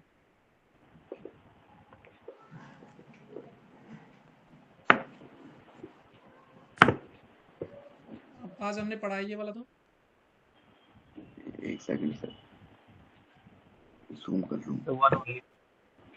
1 ओनली। ओके हाँ सर, 1। देखो इसमें क्या, mean is independent of change in scale and change in, independent कहाँ होता है भाई मीन, मीन तो डिपेंड करता है ना, जैसे तुम स्केल चेंज करोगे, ओरिजिन चेंज करो तो मीन तो चेंज हो जाता है। मीन तो चेंज होता था ना, प्लस करोगे तो प्लस हो रहा था, मल्टीप्लाई करो तो मल्टीप्लाई हो रहा था, माइनस करो तो माइनस हो रहा था, डिवाइड करो तो डिवाइड भी हो रहा था मीन तो। ऐसे ही मोड हो रहा था, ऐसे मीडियन हो रहा था। बट यो वेरिएंस जो था वो इंडिपेंडेंट था किसमें, चेंज इन स्केल में, but not in change of origin. ये ध्यान है या नहीं ध्यान है बताओ, या एक बार मैं दोबारा से दिखाऊं। हाँ सर, यार। देखो एक बार, देखो देखो देखो मैं दिखाता हूँ।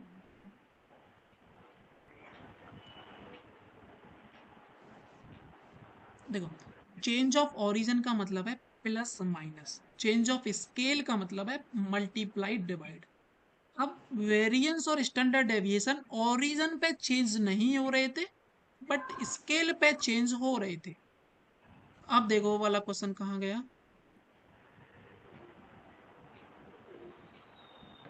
एक मिनट,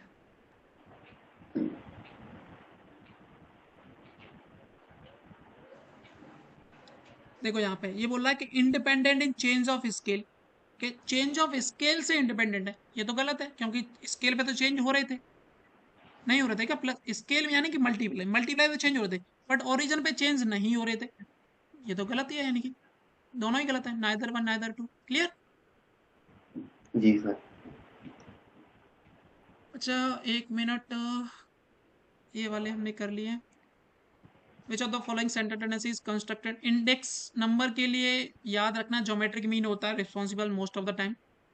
इंडेक्स नंबर इतना ज़्यादा आता नहीं, एक सवाल ही आया अपने में बस ये। तो geometric mean of most of the time responsible होता है, थोड़ा सा याद रखना। और बाकी चीज़ें हमने कर ली हैं। क्वेश्चन लगाओगे तो सारी चीज़ें मिल जाएंगी तुम्हें। देखो यहाँ पे फिर से क्वेश्चन आया है कि वेरिएंस किस पे इंडिपेंडेंट है, बताओ कौन से पे?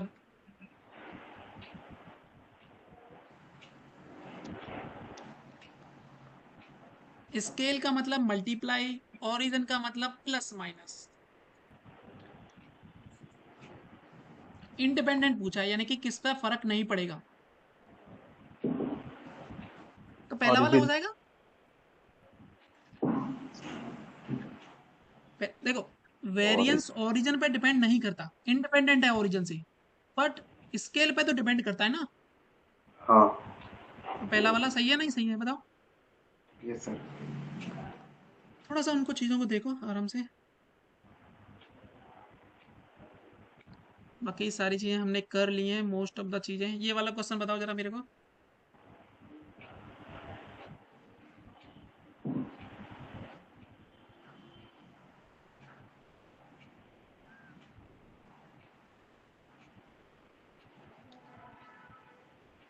मोड केवल हम कब निकाल पा रहे थे? जब फ्रीक्वेंसी रिपीट होती थी। थर्ड क्लास देखना तो मिल जाएगा। हाईएस्ट अकरिंग जो ऑब्जर्वेशन होती थी वही मोड होती थी। अगर मान के चलो कोई भी हाईएस्ट ऑब्जर्वेशन है ही नहीं, अगर मैं कुछ ऐसा लिखता हूँ 224466, तो इसका बता सकते हो क्या मोड क्या होगा?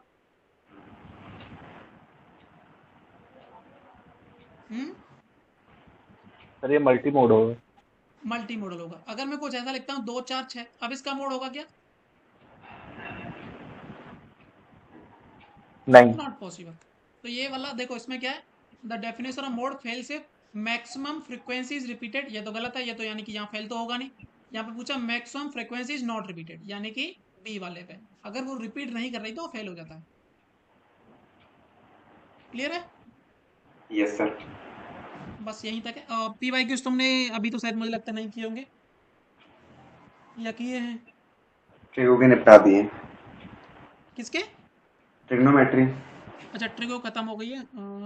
चलो तो फिर ऐसा करते हैं, कल संडे है, कल क्लास होगी भाई। कल सैटरडे है ना? हाँ, कल संडे है। कल संडे को भी आना है क्योंकि मैं कुछ दिन बाद नहीं अवेलेबल रहूँगा कुछ दिन के लिए, तो कल भी क्लास करेंगे हम। कब की डेट है सर आपकी? हाँ 11th ऑफ है, तो अभी कल क्लास कर लेंगे, परसों क्लास कर लेंगे, 10 को मैं निकल जाऊँगा, हम्म। क्योंकि फिर 2 दिन क्लास कर ही लेते हैं लगातार। ठीक है? फिर आप 15 को आओगे, 15-16? हाँ उतना ही टाइम है अगर पॉसिबल हुआ तो, क्योंकि मेरा एक दूसरा एसएसबी भी है 16 तारीख से, वो भी कर जाना है। Non stop?